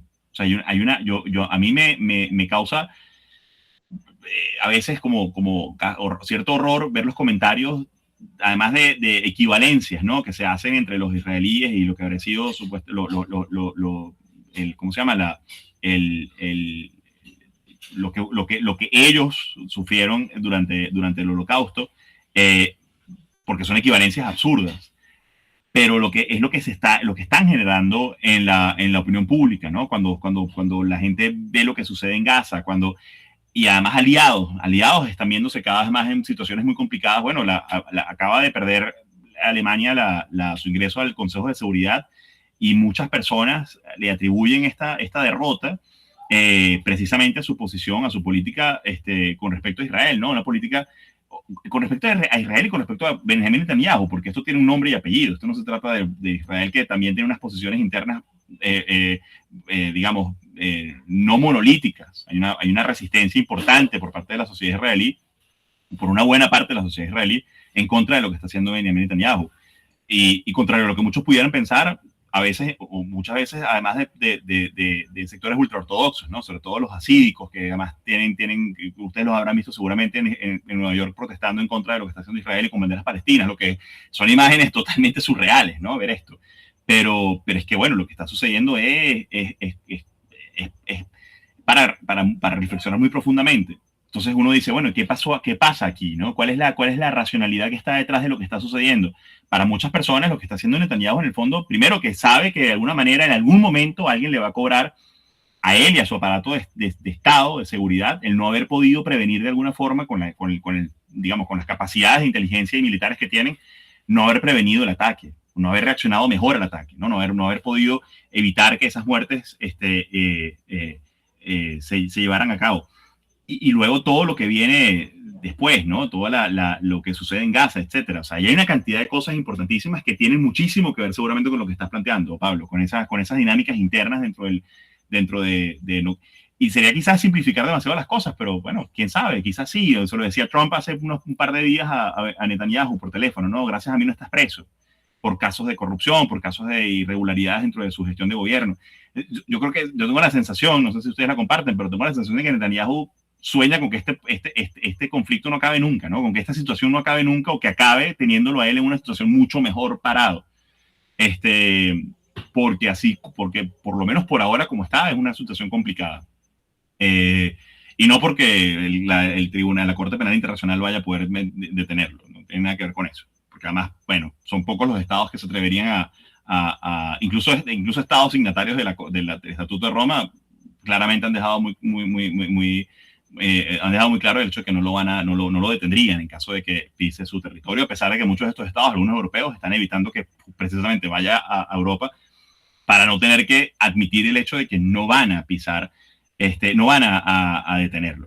Lo que además cuestiona es una bofetada tremenda al sistema del derecho internacional, por lo menos al sistema del derecho penal internacional. Es decir, todas las cosas que están sucediendo asociadas a lo que está pasando en Gaza y con Israel, etcétera, bueno, es muy complejo, como todo lo que es el caso Medio Oriente siempre. Es un caso que yo, en principio, nunca he buscado especializarme en él ni profundizar demasiado, primero porque me parece que está atravesado por un tema que además lo hace todo mucho más denso, mucho más arenoso y movedizo, que es la religión. O sea, ya cuando metemos la religión en este tipo de asuntos, es otra dimensión que nos cuesta entender a nosotros también. En cuanto a este modelo, bueno, decimos el actor que toma o implementa las decisiones es un conglomerado de organizaciones con vida independiente, ¿okay? Importantísimo. El foco se pone en soluciones que reduzcan la incertidumbre, especialmente en el corto plazo.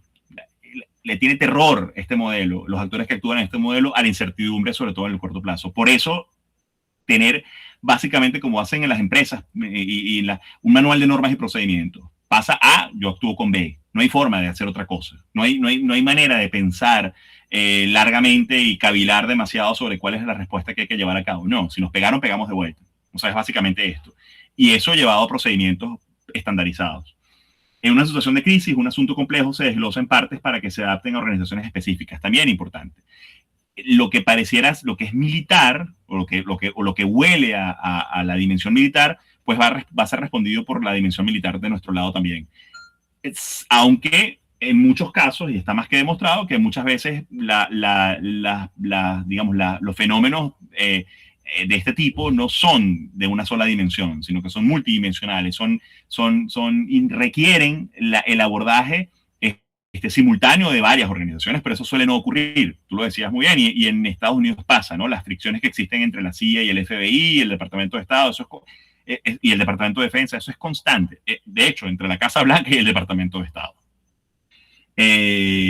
Por ejemplo, asuntos de política exterior, Departamento de Estado, asuntos militares, Departamento de Defensa, etc., ¿no?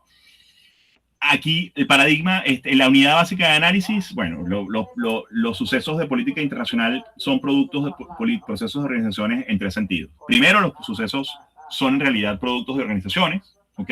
Ya no se trata de una respuesta o de una acción llevada a cabo por un actor internacional, por un actor racional monolítico, etc.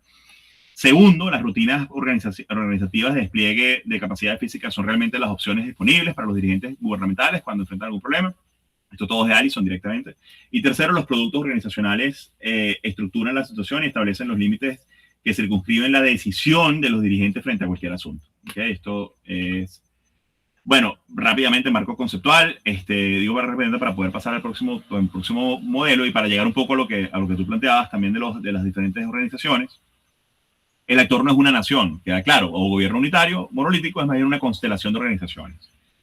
Y los problemas son segmentados y a su vez el poder fraccionado. ¿En función de qué? En función de los temas que decíamos antes. Si estamos hablando de un tema militar o de un tema que simultáneamente tiene elementos de lo militar, de la política exterior y quizás ambiental, van a ser asumidos por organizaciones en función de los temas que les corresponden, ¿no? Las competencias muy claramente definidas. Lo que al final, esa fragmentación del problema, lo que al final, bueno, pareciera intuitivo de forma muy clara, o muy claro intuitivamente hablando, que no permite un abordaje holístico realmente de lo que se quiere responder, sino que ese fraccionamiento al final termina generando dificultades precisamente para poder responder de forma acertada. Prioridades localistas, percepciones, esto es importante porque se van a plantear situaciones en las que se dan relaciones internacionales, ¿no? entre actores u organizaciones de diferentes estados a nivel de organizaciones. Entonces, fíjense, tener la responsabilidad principal de un conjunto limitado de problemas favorece el localismo organizacional. Otros factores adicionales refuerzan esta tendencia. La información a la que puede tener acceso la organización, pensemos en el mundo militar, maneja información que el mundo, no sé, que maneja el tema de la salud, pensemos en esos dos mundos distintos, no maneja y por lo tanto le da unas capacidades, además de influenciar al tomador máximo de decisiones muy distintas. Reclutamiento de personal, vamos a ver en función de las preguntas que nos propone Addison, cómo podemos distinguir a las organizaciones entre sí. La presión de los grupos pequeños dentro de la organización, habrá también grupos pequeños, habrá grupos que hacen lobby dentro. Por supuesto, mientras más presupuesto tenga la organización, las organizaciones no tienen el mismo presupuesto, no tienen las mismas relaciones con el Parlamento, no tienen las mismas relaciones con otras organizaciones, etc. Ya que mi perro tumbó algo, no sé ni qué ni cómo. Los clientes, por ejemplo, grupos de interés, los aliados gubernamentales, por ejemplo, los comités del Congreso y las contrapartes extranjeras, por ejemplo, etc. Bueno, eso tiene un poco que ver con esto de las organizaciones, cómo hacen relaciones entre ellas. Lo que nos plantea es un mundo que desde el modelo de actor racional era totalmente soslayado. Esta dimensión organizacional había sido hasta este momento totalmente soslayada porque el actor que está tomando decisiones es el actor racional, según el modelo racional unitario.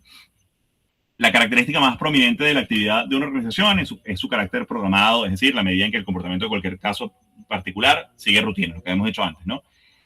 Y bueno, se mueve en función de estos 5 elementos, ¿no? Tiene metas muy claras que tienen que ver con la propia organización. La atención secuencial a las metas, ¿no? Tiene con las rutinas, los procedimientos estandarizados, programas y repertorios, la necesidad de evitar la incertidumbre.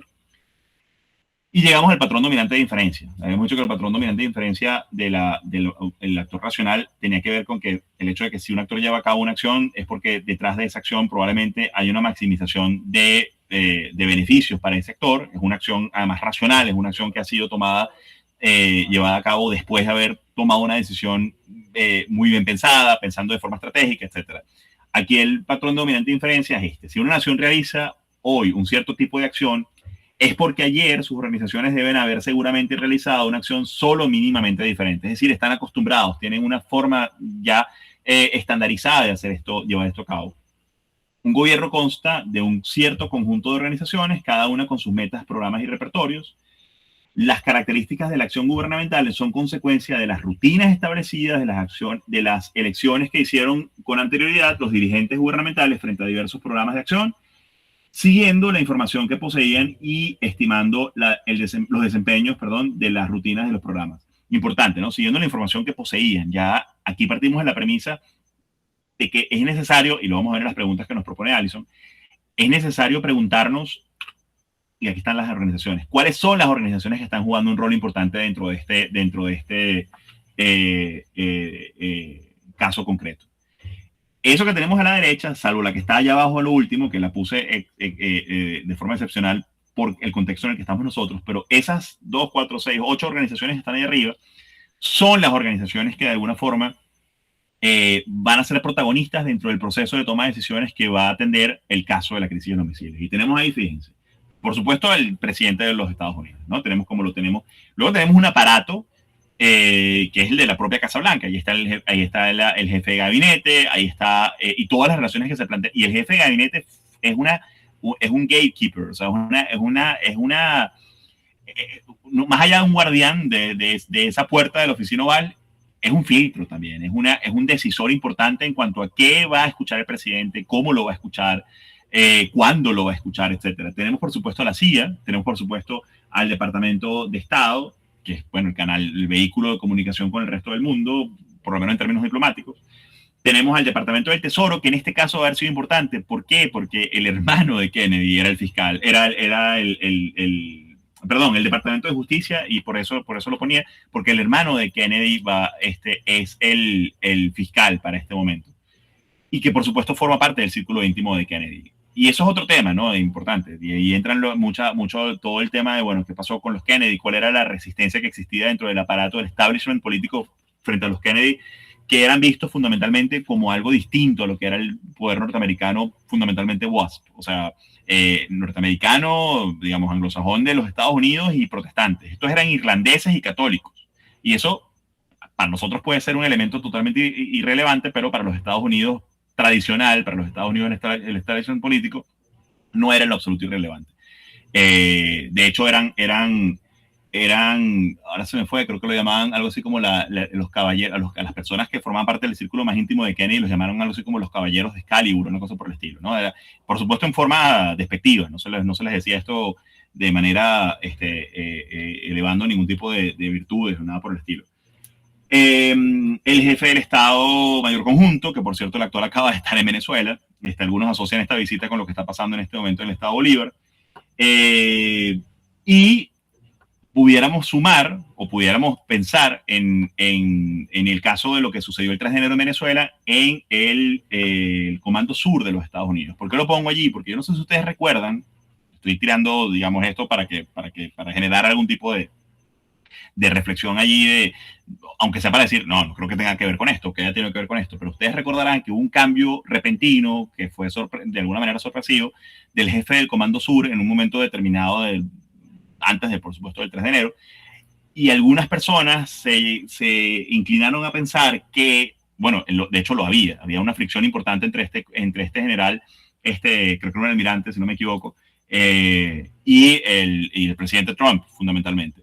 Y para algunos era el momento en el que estaban llevándose a cabo los ataques casi diarios, o por lo menos cada un par de días de las lanchas que salían o en el Caribe o en la costa pacífica colombiana, que evidentemente violatorias de cualquier tipo de proceso internacional de derecho, no había ningún tipo de tener personas, llevarlas a juicio por comprobar que efectivamente estaban llevando drogas, sino que simplemente se bombardeaban las lanchas y ya. Y aparentemente había una resistencia por parte de este comandante del Comando Sur, o del jefe del Comando Sur, lo que habría de alguna forma también impedido o dificultado el llevar a cabo la acción que se llevó a cabo el 3 de enero. Lo que quiero decirles es que hasta ese punto, o de ahora en adelante, lo que ustedes deben estar invitados a hacer es pensar en estas instituciones estas organizaciones que forman parte del gobierno. ¿Cuáles son los elementos que van a determinar la influencia de las organizaciones? Bueno, el acceso a la información de primer nivel, qué tan cerca están de quien toma la decisión. Va a ser importantísimo el nivel de reclutamiento y contratación de personal. Mientras más personal tengan, mientras más personal calificado tengan, mientras más personal que esté de alguna manera conectado con otras instituciones de la sociedad, por ejemplo, el Departamento de Estado, el Departamento de Defensa tienen una relación orgánica, o han tenido tradicionalmente una relación orgánica con las universidades de los Estados Unidos, con los think tanks de los Estados Unidos, es decir, con la producción del conocimiento académico en materia de relaciones internacionales de los Estados Unidos, y habrá seguramente organizaciones que tienen quizás menos relevancia con respecto a eso.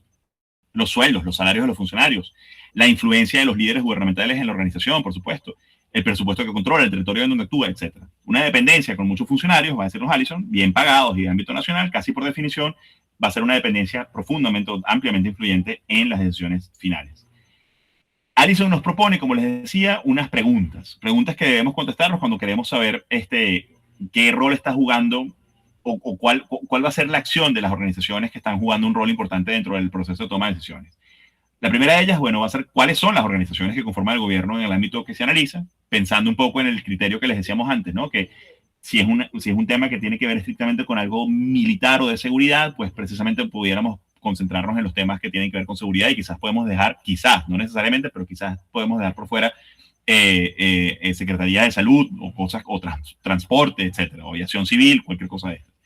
¿Cuáles son las organizaciones que tradicionalmente actúan en el problema específico que se analiza y cuál es la naturaleza de su influencia? Es decir, cómo es la relación con el jefe de Estado, cómo es la relación con el resto de los poderes, cómo es la relación con el Senado, el Congreso, en caso de que exista la necesidad eventualmente de que el Senado o el Congreso deban aprobar algún tipo de medida por parte del jefe de Estado, etcétera. ¿Con qué cuentan estas organizaciones para hacer que la información que procesan esté al alcance de quien decide en última instancia? ¿Okay? Eso es importantísimo, esos canales que existen orgánicos también entre las organizaciones y están sentados en la mesa del tomador de decisión o no están sentados en la mesa. Necesitan que un tercero les pueda hacer el puente y por lo tanto ser filtro quizás también sesgado. Esos filtros nunca son totalmente puros, no son asépticos a la política nacional. La política doméstica juega un rol en todo esto. Entonces ese tema es importante. ¿Y con qué cuentan? ¿No? Que les permita generar opciones ante el asunto en cuestión y encontrar rumbos alternativos. ¿Cuáles son las capacidades que tienen para construir escenarios que puedan presentarle a quien toma la decisión?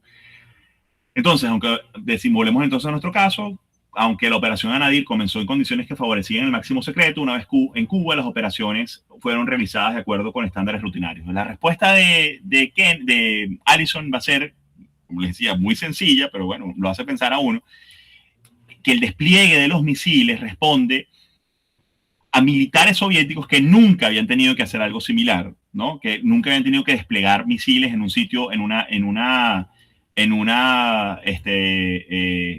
territorio, digamos, que pueda ser vigilado por el enemigo, y que lo que hicieron fue simplemente, sí, obviando por completo todo lo que había existido desde el punto de vista del acto racional, que era el secreto máximo, el dar un nombre a la operación que pudiera confundir a la inteligencia enemiga, etcétera. Ellos simplemente cumplieron con las rutinas establecidas. Y ya, eso es todo. Satisfactoria, no satisfactoria la respuesta de Allison, pero bueno, tiene sentido por lo menos para entender cuáles son las formas en las que actúan las organizaciones.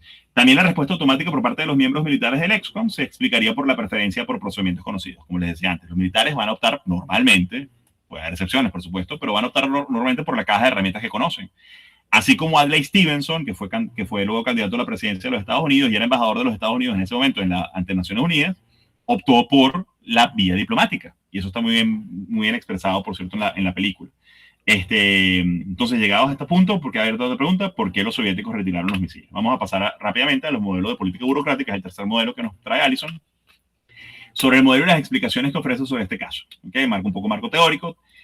También llamado modelo de la política palaciega. Esto tiene que ver con palacio, ¿no? Ya no son las organizaciones, aquí entramos a las personas. Aquí es más abajo todavía. Fíjense que es como una cebolla, ¿no? Primero veíamos la cebolla desde afuera y parecía una cosa monolítica, efectivamente, una cosa ahí que, bueno, que veo la capa exterior, pero no veo más nada. Pero cuando empezamos a acercarnos y quizás sin picarla, sino que vamos quitándole capas, vamos a encontrarnos con cosas que forman también parte de la cebolla. No es que no forman parte de la cebolla, forman parte de la cebolla y nos dan otras miradas, ¿no? Y otra textura, otro color, que nos permite también, y la cebolla misma va a ser la suma de todas esas partes, ¿no? De todas esas capas. Esta capa, a la que estamos llegando ahora, es una capa mucho más de politics en relación con la policy, ¿no? Recuerden que en inglés tenemos esa diferenciación entre la política que se lleva a cabo como política pública y la politics de la negociación, del regateo dentro del poder, de interno fundamentalmente. Bueno, esto nos va a llevar a ese escenario, este nivel. Las decisiones políticas son mejor comprendidas desde la perspectiva de la politiquería. Se le dice en este caso casi de forma despectiva, aunque suena claramente despectivo, la negociación y los acuerdos entre decisores. Decisores de alto nivel pueden compartir objetivos y diferir en modos. Puede pasar, por supuesto. Pero también pueden diferir en objetivos, por supuesto. Estas diferencias pueden ser el resultado de intereses personales, antecedentes, experiencias u otros factores individuales. Aquí juega lo que sea, aquí juega cualquier cosa. Por poner un ejemplo rápido, ¿no? Entonces, el día de mañana existe algún tipo de conflicto real entre Alemania y Rusia, ¿no? El día de mañana puede ser mañana, literalmente, en función y en el marco de lo que es el conflicto ruso-ucraniano. Bueno, yo tendría que tener en consideración el hecho de que Putin fue un agente de la KGB en Alemania y que de alguna manera eso va a jugar un rol. Para Putin, Alemania no es lo mismo que Francia. No es lo mismo, no hay forma de que sea lo mismo. Putin habla alemán, Putin vivió en Alemania, Putin tiene una relación distinta con Alemania. Alemania formó parte, si se quiere, de alguna manera también del ámbito soviético. Es decir, ese nivel individual lo trae esta capa de análisis, ¿no? Este modelo de política burocrática. De acuerdo con Allison, para explicar el por qué se tomó una decisión gubernamental en particular, es necesario identificar con precisión los juegos y los jugadores, descubrir alianzas, pactos y compromisos. Y de nuevo, no estamos hablando de organizaciones, estamos hablando incluso de juegos que pueden darse dentro de una misma organización. Y el sector militar no es el sector militar. Ya yo tengo que ver cuáles son las diferencias entre la Armada y el Ejército, entre la aviación y la Guardia Nacional, y si hay diferencias entre los comandantes de estas unidades, de estos componentes, y si hay contradicciones importantes, y si hay búsquedas de presupuesto. Ya una decisión política, o digamos la influencia que está ejerciendo un líder militar ante el político, me la puede explicar una propuesta de ley que está en el Parlamento por ser discutida, que tiene que ver con aumento de presupuesto para la aviación, por ejemplo, por poner un ejemplo alocado. Un elemento como ese me puede explicar una política exterior que yo no estoy que no estoy entendiendo si no pongo eso en la consideración, en la ecuación. A los jugadores les interesan más los problemas inmediatos que los estratégicos. No hay problemas estratégicos para los jugadores realmente, por lo menos no en términos de Estado. Hay problemas estratégicos para ellos como individuos. Y esto es algo que ha sido así siempre, si se quiere, de alguna manera. O sea, esa idea, por eso aparece esas dos imágenes, un poco tratando de hacer el juego de bueno, primero tenemos al rey y luego tenemos a un jefe de Estado moderno. Y esa política palaciega, como la llama Allison, ha estado siempre presente de alguna forma, ¿no? Es ese politics de la corte, del cortesano. No sé si ustedes saben que una de las posiciones más buscadas durante la Edad Media eran la de ayudar al rey, por decir algo, porque lo hacía realmente la persona, a limpiarlo mientras estaba en el baño, por ejemplo. O sea, esa cercanía al poder de la persona, del individuo, va a ser profundamente importante a la hora de poder influir. El marco teórico, bueno, los líderes se encuentran a la cabeza de las organizaciones, o que se encuentran, no son un grupo político, cada uno es en derecho propio un jugador en un juego central y competitivo, e incluso el presidente, en algunos casos podemos decir incluso el presidente. Se puede comprender entonces la conducta gubernamental de acuerdo con un tercer modelo conceptual, ya no como productos organizacionales, sino como desenlaces o resultados de juegos de negociación, que además hay que rastrear en el tiempo muchas veces, ¿no? Sobre todo si se trata de luchas internas dentro de un partido, etc.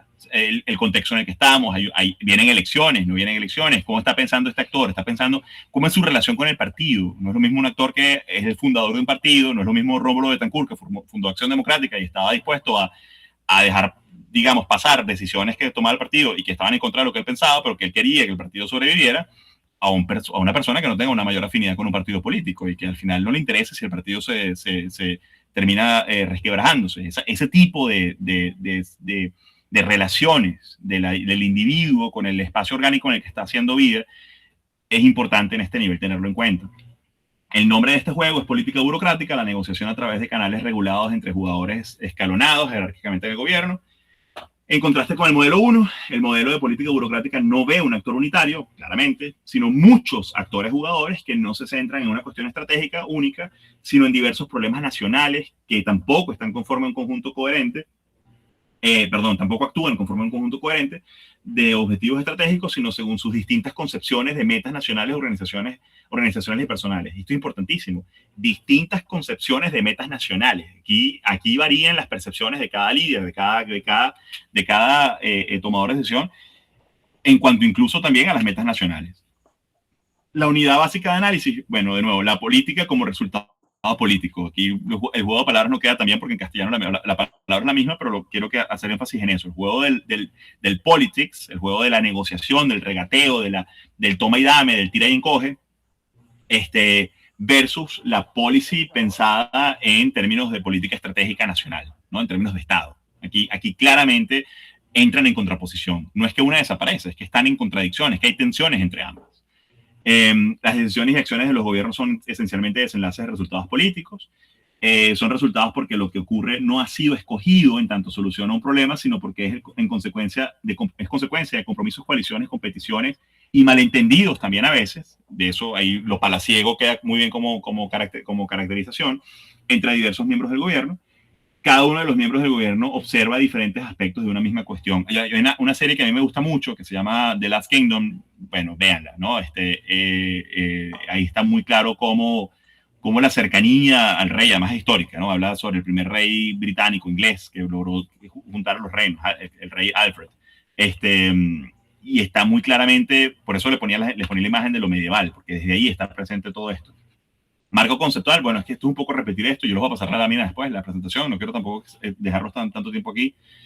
Es una presentación larga, pero bueno, vamos a ir terminando. Jugadores en posiciones, prioridades, percepciones, cuestiones particulares. Por ejemplo, la respuesta a las preguntas ¿cuál es la cuestión y qué hay que hacer? Cambian según la posición desde donde se les considera. ¿Okay? Ya la respuesta no es una respuesta, la pregunta, perdón, no es una pregunta abstracta. ¿Qué hay que hacer? No, yo respondo en función de qué es lo que me conviene a mí como persona. Que ya no me conviene solamente como organización, que es lo que yo he pensado antes, sino que me conviene como persona. Quizás, ¿qué le conviene a mi organización si yo pienso que mi futuro, si mi destino está atado a la organización? Sí, sin duda. Ahí, por supuesto que hay una supeditación de mis intereses a los de la organización. La acción como política, las decisiones y las acciones del gobierno no son la elección calculada. Bueno, esto lo vimos un poco antes. Los intereses, las ganancias del poder, se juegan los juegos para determinar el resultado, pero los resultados promueven o bloquean la concepción que cada jugador tiene del interés nacional. Lo hemos hecho un poco allá, o sea, se diluyen por completo todas las ideas que podemos haber tenido desde el actor racional unitario con respecto a interés nacional, con respecto a maximización del poder, con respecto a los valores que son beneficiosos para el Estado, etc. Eso acá, en este marco conceptual, pierde por completo validez, o por lo menos se diluye, ¿no? No la pierde completo, pero se diluye muchísimo. Y ese where you stand depends on where you sit. O sea, ¿qué es lo que vas a apoyar? Bueno, va a depender mucho de dónde estás sentado en la mesa, de cuál es tu rol y cuál es el rol que quieres que sea, ¿no? En el futuro, porque piensas en ti, piensas en tu propia, y esto va a ser un patrón dominante de diferencia. Queremos saber cómo, eso vienen después las preguntas que nos propone Allison, pero un poco eso, ¿no? Queremos saber cómo va a decir cada actor. Bueno, eso, ¿cuál es su historia? O sea, una unidad de análisis de política exterior, si Venezuela mañana tuviese la necesidad de analizar la política exterior de, qué sé yo, Colombia, ¿no? Un histórico jugador y de hipótesis de conflicto constante, ¿no? De nuestro país, porque es un país al final fronterizo con el que tenemos una frontera viva muy distinta a la de Brasil, etc. Bueno, deberíamos tener un grupo de personas pensando y conociendo muy bien a cada uno de los actores que se sienten con el presidente, cualquiera sea el presidente en ejercicio en Colombia. ¿Quiénes son los cuál es el background de cada quien? Quiero saber quién es la persona. Y no solamente lo que hizo durante los últimos 5 años, dónde vivió en los últimos 20, 30, 40 años, qué ha hecho, con quién ha hablado, cuáles son sus intereses, qué ha escrito artículos, léelos, quiero saber qué dicen. O sea, eso es importante para este nivel. Si una nación ejecutó una acción, la acción fue el resultado de la negociación que se llevó a cabo entre individuos y grupos dentro del gobierno. ¿Okay? Aquí juega un rol importantísimo ese nivel. El poder de explicación del modelo 3 se cumple al revelar que el tira y encoge entre varios jugadores que tienen distintas percepciones y prioridades es el proceso que está en el origen de los resultados que constituyen la acción. Y esto en el fondo es un poco hasta incluso frustrante, porque todo lo que había sido la política o todo lo que hemos estado estudiando hasta ahora al final termina siendo, en cierto modo, un juego de hasta incluso en los que los chismes y los cuentos sobre X personas, las amantes, los amantes, los casos de enemistades de época de la universidad, quería ser presidente de la FSU, el otro me quitó el puesto, etcétera. Ese tipo de cosas van a jugar un rol importante en esto. En tiempo de elecciones, por cierto, que estamos en las universidades, ¿no? Allison nos dice, bueno, ¿qué debe preguntarse el analista con respecto a este modelo? ¿Quién juega y qué es lo que está en juego? Importantísimo, por supuesto, ¿no? Que está en juego para esa persona, para ese actor. ¿Qué determina la posición de cada jugador? ¿Él tiene una posición orgánica natural o está allí porque depende de la decisión de alguien más? Eso marca una diferencia importante. ¿Qué determina la influencia relativa de cada jugador? ¿Cómo se combinan a través del juego las posiciones, la influencia y los movimientos que desembocan en las decisiones y acciones gubernamentales? ¿Okay? Bueno, son importantes también de cara a comprender mejor la jugada, los antecedentes y el perfil del jugador, lo que decíamos un poco antes, ¿no? ¿Cuál es su perfil? ¿Cómo explica Graham Allison la crisis de los misiles desde esta perspectiva? Nikita Khrushchev se encontraba bajo presión por parte de otros miembros del liderazgo soviético. Ya no estamos pensando en interés nacional, ya no estamos pensando en la brecha misilística. Vean como todo lo estratégico de la brecha misilística se diluye de repente. Y resulta que hay una presión importante que está sufriendo por miembros del Politburó. La instalación de misiles en Cuba serviría para reconquistar apoyos en el liderazgo del Estado y mejoraría sus relaciones con otros actores del gobierno. Kennedy pensaba que parecer débil ante los soviéticos pondría en riesgo el partido y al mismo. Ya venía de Bahía de Cochinos, ya la cosa venía mal. Por esto apoyó en principio el ataque aéreo. Es uno de los principales temores de Kennedy, ¿no? Porque al final era una acción que podía ser considerada como un acto de agresión, básicamente, ¿no? La instalación de misiles en el propio hemisferio, unas pocas millas de Miami. Por el lado de Kennedy, el peso del fracaso de Bahía de Cochinos aún se sentía especialmente en la campaña de las midterm. De nuevo, midterm teniendo influencia sobre las decisiones o posibles decisiones de los jefes de Estado en los Estados Unidos, que al final los demócratas terminaron ganando. La economía soviética no marchaba bien y había recortes en el sector militar. Bueno, quién sabe, quizás había la intención por parte de algún tipo de influencia por parte del sector militar hacia Khrushchev. Llevó a este señor, que es que tenemos allí caminando un poco perdido, quizás en Ucrania, ¿no? En la siembra de la bandera de Ucrania es de esos colores, por eso precisamente que están viendo allí. ¿Por qué la URSS retira los misiles? Según este nivel de análisis burocrático de Allison, él incluso se atreve a decir no había un plan real. No había un plan, no había un plan real de qué es lo que iba a pasar con esto, ¿no? Simplemente, sobre todo estamos respondiendo a estas últimas premisas, ¿no? Según las cuales él estaba usando esto más como un medio que como un fin en sí mismo. El valor de los misiles dependía de su operatividad, ¿no? Entonces, al final, si fueron descubiertos antes de ser operativos, no tiene sentido que se queden allí.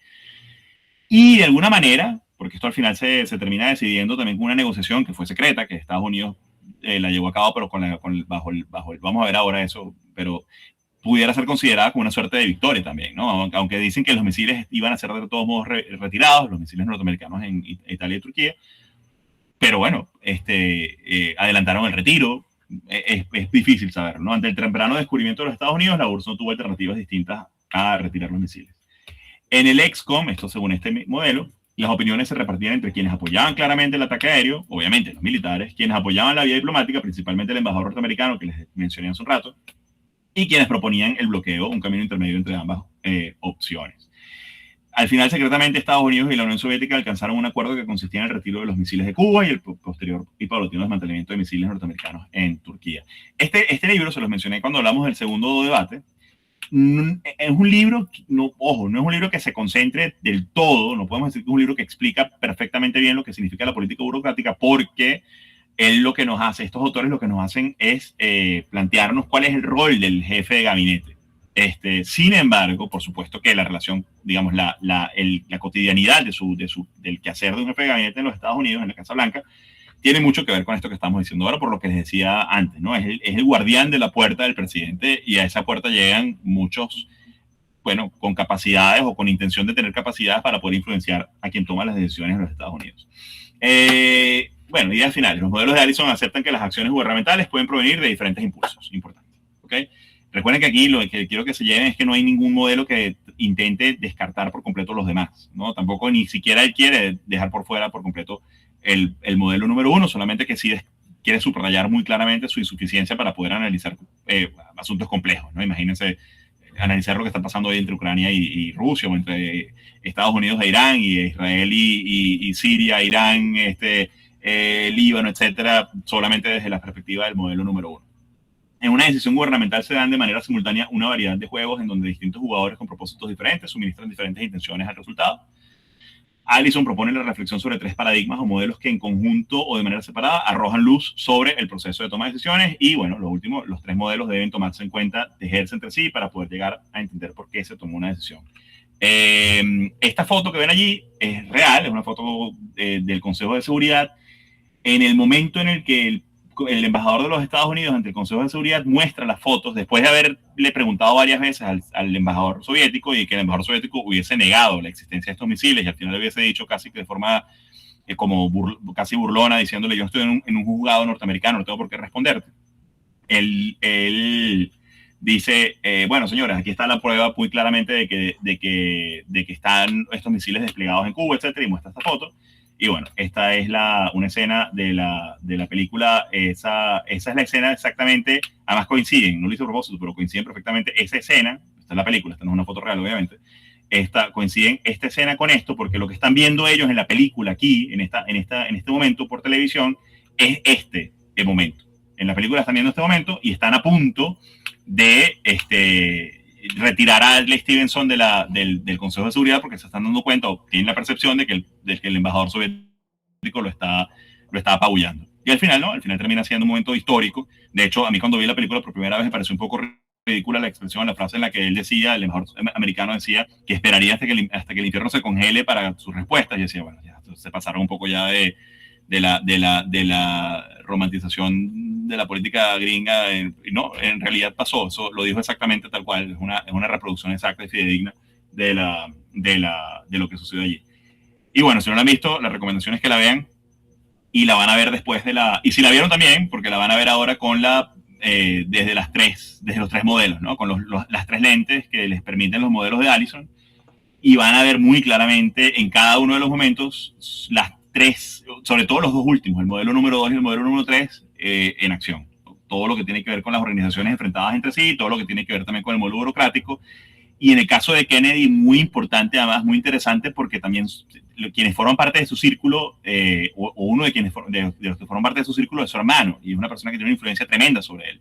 De hecho, su principal asesor, uno de sus principales asesores, que es el caso de el actor que hace la actuación es Kevin Costner, termina siendo excluido en alguna de las escenas, en algunos de los momentos, porque, bueno, al final son temas que él quiere discutir con su hermano. Entonces, imagínense hasta el nivel que uno pudiera decir, bueno, esto incluso lo institucional aquí se desdibuja un poco, se diluye, porque, bueno, él está recurriendo en última instancia a una persona a la que lo une no un vínculo organizacional, no un vínculo institucional, sino un vínculo de carne, un vínculo de sangre.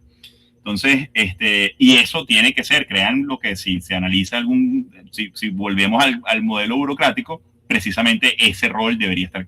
La pregunta habría sido, si estuviésemos analizando esto desde el punto de vista soviético, ¿quién es el hermano de Kennedy? ¿Qué piensa el hermano de Kennedy? ¿Qué le va a recomendar? Porque probablemente sea a él al que va a escuchar más que a cualquier otro. Entonces, eso es un poco la capa a la que nos lleva este modelo y nos deja muy claro que el modelo racional unitario no es suficiente para responder a ningún tipo de situaciones como estas. Entonces, bueno, terminamos por ahora la presentación y abierto a cualquier pregunta, comentarios y enfatizando lo que habíamos dicho al comienzo para quienes se conectaron al final. Después de la clase, les enviaré, con respecto rápidamente al ensayo, les dije 5 páginas, recomendado máximo 5 páginas, si pueden llegar a 6 o 7, o si necesitan llegar a 6 o 7 está bien, no hay ningún problema. Eso sí, importante la contextualización de lo que estén trabajando. Quiero saber en qué contexto, cómo es el marco contextual que ustedes están identificando, histórico, económico, social, etcétera. El planteamiento, por supuesto, del problema, una suerte, una o dos hipótesis que ustedes estén planteándose de alguna manera, el anclaje conceptual o el marco teórico, y luego un desarrollo en 2 páginas, ¿ok? Es lo que me interesa que puedan hacer, y después una media página o una página completa de conclusiones. Y bueno, nada, quedamos entonces con las 4 fechas que estamos todavía armando. Les recuerdo, para la última fecha tenemos ya a 2, 4, 6 personas anotadas. Está bien, podríamos tener incluso una 7ª, pero yo creo que no hay mucha chance de tener alguien más. Y esa sesión muy probablemente va a ser presencial. Eso va a ser el 29 de julio y lo tendríamos en la Escuela de Estudios Internacionales. ¿Comentarios? ¿Preguntas? Sí, profe. Cuéntame. Ajá, la sesión presencial que usted comenta es nada más la del 29. Las otras 3 fechas no son presenciales. No, es probable que, porque la última vez que hablamos hubo bastante demanda por la sesión presencial. Entonces es muy probable, por no decir que prácticamente seguro, que tengamos una segunda sesión, o sea, que tengamos 2 de las 4 sesiones de exposiciones, 2 sean presenciales. No sé si serían 2 seguidas, podrían ser perfectamente la del 22 y la del 29, o lo hacemos intercalada, la del 8 online, luego la del 15 presencial, 22 online y luego cerramos con una presencial. Eso podemos decidirlo luego, en función de cómo también se vayan armando los grupos, en función de cuánta demanda haya.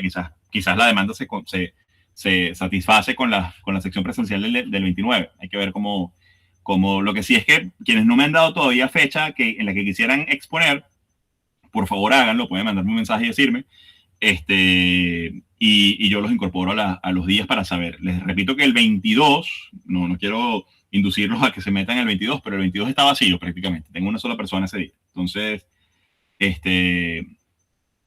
Leo, te anotas en presencial. Ok, perfecto. ¿Y el 21, te gustaría qué día? ¿Tienes algún día en particular que te gustaría exponer? El 22 está bien. El 22, buenísimo. Bueno, entonces, sí, eso nos lleva entonces quizás a tener 22 y 29 presencial. Pero podemos todavía, no está escrito en piedra, eso podemos todavía decidirlo luego. Pero bueno, me parece bien tener las últimas 2 sesiones presenciales. ¿Algún otro comentario, sugerencia, pregunta? Profe. Cuéntame. Te escucho mal, pero te escucho. Exponer el día 8. Ajá, y tú eres, que no veo... César, ¿no? César. Entonces entiendo que las características para el trabajo son que 5 páginas se pueden basar en normas APA con su referencia y bases teóricas, ¿no? Es correcto, referencias, bibliografía, referencias, citas, sí, por supuesto, claro, eso sí. En cuanto a los parámetros para el trabajo de la exposición, tiene que ser lo mismo. ¿Algún tema o pregunta en específico a desarrollar? Los temas, es libre, totalmente libre. Díganmelo antes, eso sí, para poder por lo menos corroborar la pertinencia del tema que hayan escogido. Lo que yo quiero es que ustedes puedan trabajar temas que o que ya les interesen y los estén trabajando, o que sean sus temas, Ronnie me dice el 22, o que sean sus temas que quieran trabajar para el trabajo especial de grado, para que no tengan que hacer doble trabajo. Me gustaría trabajar sobre la inteligencia artificial en las relaciones internacionales, profesor. Buenísimo, excelente, más que pertinente, excelente tema. Gracias, profesor. Vale.